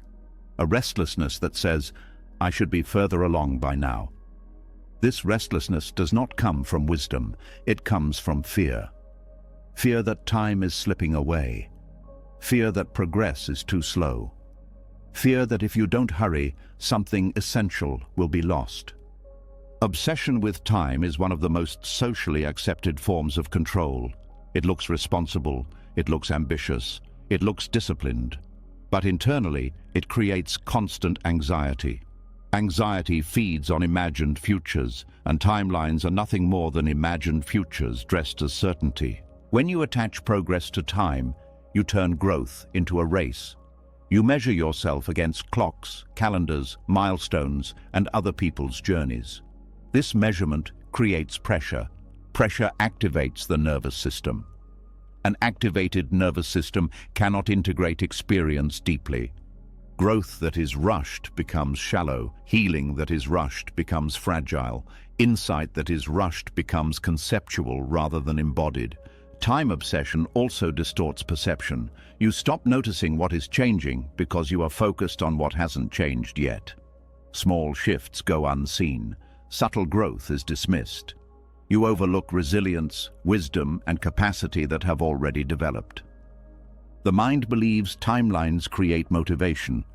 In reality, they often create self-violence. When progress does not match expectation, shame appears. I'm failing. I'm behind. I'm wasting time. These thoughts tighten the body and narrow awareness. Trust cannot grow in a body that feels constantly behind. Buddhist understanding recognizes that time is not experienced linearly in the body. The body does not heal by schedule. Insight does not mature by deadline. Transformation follows rhythms, not clocks. Nature does not rush, yet nothing is delayed. This truth is easy to admire and difficult to live. Modern conditioning teaches urgency. Urgency feels like survival. Slowing down feels risky, but urgency is often a sign of distrust. Distrust that life will unfold without constant pressure. Distrust that your process is valid. Distrust that you are allowed to take the time you need. When you obsess over progress, you turn the present moment into a means rather than an end. The present becomes valuable only for what it produces. This robs life of immediacy. Presence cannot thrive when it is constantly evaluated. Progress fixation also creates a false future self. You imagine a version of yourself who is healed, awakened, calm, complete. This image becomes a destination. You endure the present in order to reach it, but that future self is always elsewhere. When you arrive at one milestone, another appears. Completion keeps moving. This chasing keeps peace postponed. Trust unfolds naturally when you stop demanding arrival. When you release the idea that you must become someone else to be okay, growth continues without pressure. Growth does not stop when control is released. It becomes more organic. Control over time also interferes with learning. Learning requires repetition, mistake, and integration. Timelines reduce learning to outcome. Did I get it yet? Replaces curiosity. Curiosity thrives in spaciousness. Anxiety suffocates it. Obsession with timelines also narrows compassion. You expect others to heal, change, or understand at a certain pace. When they don't, impatience appears. This impatience is often mirrored inwardly. When you soften time expectations for yourself, you naturally soften them for others. This softening deepens relationships. Conversations feel less pressured. Listening improves. You stop waiting for people to change and start meeting them as they are. Releasing control over time also changes how you relate to effort. Effort becomes responsive instead of forced. You act when something is ready to be acted on. You rest when rest is needed. Rest is not wasted time. Rest is integration. Many breakthroughs happen during rest, not effort. When the mind relaxes its grip, insight surfaces naturally. Control interrupts this process by constantly checking progress. Progress checking pulls attention out of experience and into evaluation. Evaluation activates judgment. Judgment creates tension. Trust unfolds when evaluation quiets. Another hidden cost of timeline obsession is fear of aging and mortality. Time pressure is often fear of running out of opportunity, running out of meaning, running out of relevance. This fear drives urgency. Urgency drives control. Control blocks presence. Presence is the only place life is actually lived. When you release control over time, you are not denying mortality. You are changing your relationship to it. You stop racing against it and start living within it. Living within time means honoring seasons. There are seasons of effort and seasons of rest, seasons of clarity and seasons of confusion. Forcing one season to behave like another creates suffering. Trust recognizes seasonality. It does not panic when growth feels slow. It does not cling when growth feels fast. Progress is not linear. It spirals. Old patterns resurface not because you failed, but because deeper layers are ready to be seen. Timeline thinking interprets this as regression. Trust recognizes it as deepening. This recognition reduces discouragement. Discouragement comes from expecting straight lines in a world of cycles. Releasing control over time also changes how you relate to goals. Goals become directions rather than demands. You move toward them, but you are not defined by when you reach them. This reduces fear of failure. Failure becomes information rather than indictment. Information guides adjustment. Indictment freezes movement. Trusting the process also allows for mystery. You do not need to know when or how something will resolve. You only need to stay present and responsive. Responsiveness is different from passivity. It means engaging fully with what is in front of you without forcing what is not ready. This approach conserves energy. You stop fighting imaginary deadlines. Energy returns to awareness. Awareness notices when action is needed and when waiting is wise. Waiting is not delay, it is alignment. Alignment feels calm. Calm supports clarity. Clarity emerges naturally when the nervous system is not under pressure. Pressure collapses clarity into urgency. Releasing control over time also heals the relationship with patience. Patience is not tolerating frustration while waiting for something better. It is being fully present without needing something else to arrive. Patience is presence without demand. This kind of patience is not passive. It is alert, curious, and open. The ego resists patience because patience removes leverage. The ego wants to negotiate with life. Patience listens. Listening reveals subtle shifts that urgency misses. You begin to notice micro changes, slight softening, increased capacity, shorter recovery times. These changes accumulate. Trust grows when you notice these changes rather than dismiss them because they don't match expectations. Expectation is the enemy of trust. When expectations loosen, gratitude naturally increases. You appreciate what is happening now rather than fixating on what isn't. Gratitude grounds awareness. Grounded awareness reduces anxiety. Anxiety thrives on future fixation. Trust anchors you in now. Releasing control over time also impacts decision-making. Decisions are no longer rushed to meet imagined deadlines. You allow options to clarify. Clarity that emerges from waiting is often more aligned than clarity forced by pressure. Forced decisions often require later correction. Trust reduces this cycle. There is also humility in releasing time control. You admit you cannot predict everything. You allow life to surprise you. Surprise is not threat, it is aliveness. When you stop micromanaging progress, joy becomes possible again. Joy cannot exist under constant evaluation. Evaluation asks, am I there yet? Joy asks, what is here now? This shift is subtle but profound. Trust does not mean you stop planning, it means you stop worshipping plans. Plans become flexible, adaptation becomes natural. You no longer feel betrayed when things take longer than expected. You adjust. Adjustment is a sign of intelligence, not failure. Time obsession often comes from comparing paths. You see others who appear ahead. Comparison distorts perception. You do not see their struggles. You only see milestones. Trust returns when you stop comparing timelines and return to lived experience. Your experience is the only one you can inhabit. Measuring it against others creates dissatisfaction.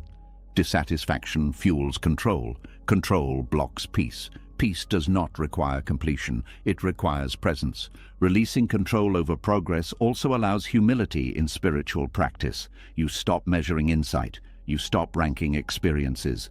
You allow depth to develop quietly. Quiet development is often the most stable. Trust unfolds when you recognize that nothing essential is missing. Growth is happening even when it feels invisible. Roots grow underground before anything appears above the surface. Forcing visibility weakens roots. When you honor unseen growth, you stop demanding proof from yourself. This reduces internal pressure. Pressure is exhausting. Rest returns when trust replaces pressure. Trust is not something you decide intellectually. It emerges through repeated experiences of letting go and discovering that nothing collapses. Each time you release urgency and remain present, trust deepens. You begin to feel time differently. Moments feel fuller. Days feel less rushed. Life feels less like a countdown. You are still moving, still learning, still growing, but without the whip. Progress continues, but it is no longer a burden. And in that shift, something becomes clear. You were never behind. You were always in process. Process does not need to hurry. When you stop trying to outrun time, time becomes an ally rather than an enemy. Trust does not unfold because you force it. It unfolds because you stop interfering. And in that unfolding, anxiety loosens its grip, presence deepens, and life begins to feel less like something you must catch up to, and more like something you are already inside. You've seen it now. Control was never strength. It was protection born from fear. And peace was never something to force, fix, or reach. It was what remained when the struggle stopped. You learned that control hides in many forms: in identity, in timelines, in healing, in certainty, in spirituality itself. You saw how holding tight creates suffering and how letting go doesn't make life fall apart. It makes it honest. Acceptance is not weakness. Vulnerability is not collapse. Uncertainty is not failure. And peace does not require answers, closure, or perfection. Peace appears when you stop arguing with reality, when you allow emotions without becoming them, when you trust life without abandoning responsibility, when you stop trying to be someone and simply allow yourself to be here. If something in this series touched you, write "I release control" in the comments. Not for anyone else, but as a quiet commitment to yourself. And if you want more teachings like this, calm, deep, and grounded in real inner change, subscribe to the channel and stay with us. No noise, no forcing, just clarity, presence, and a path back to peace. Thank you for being here.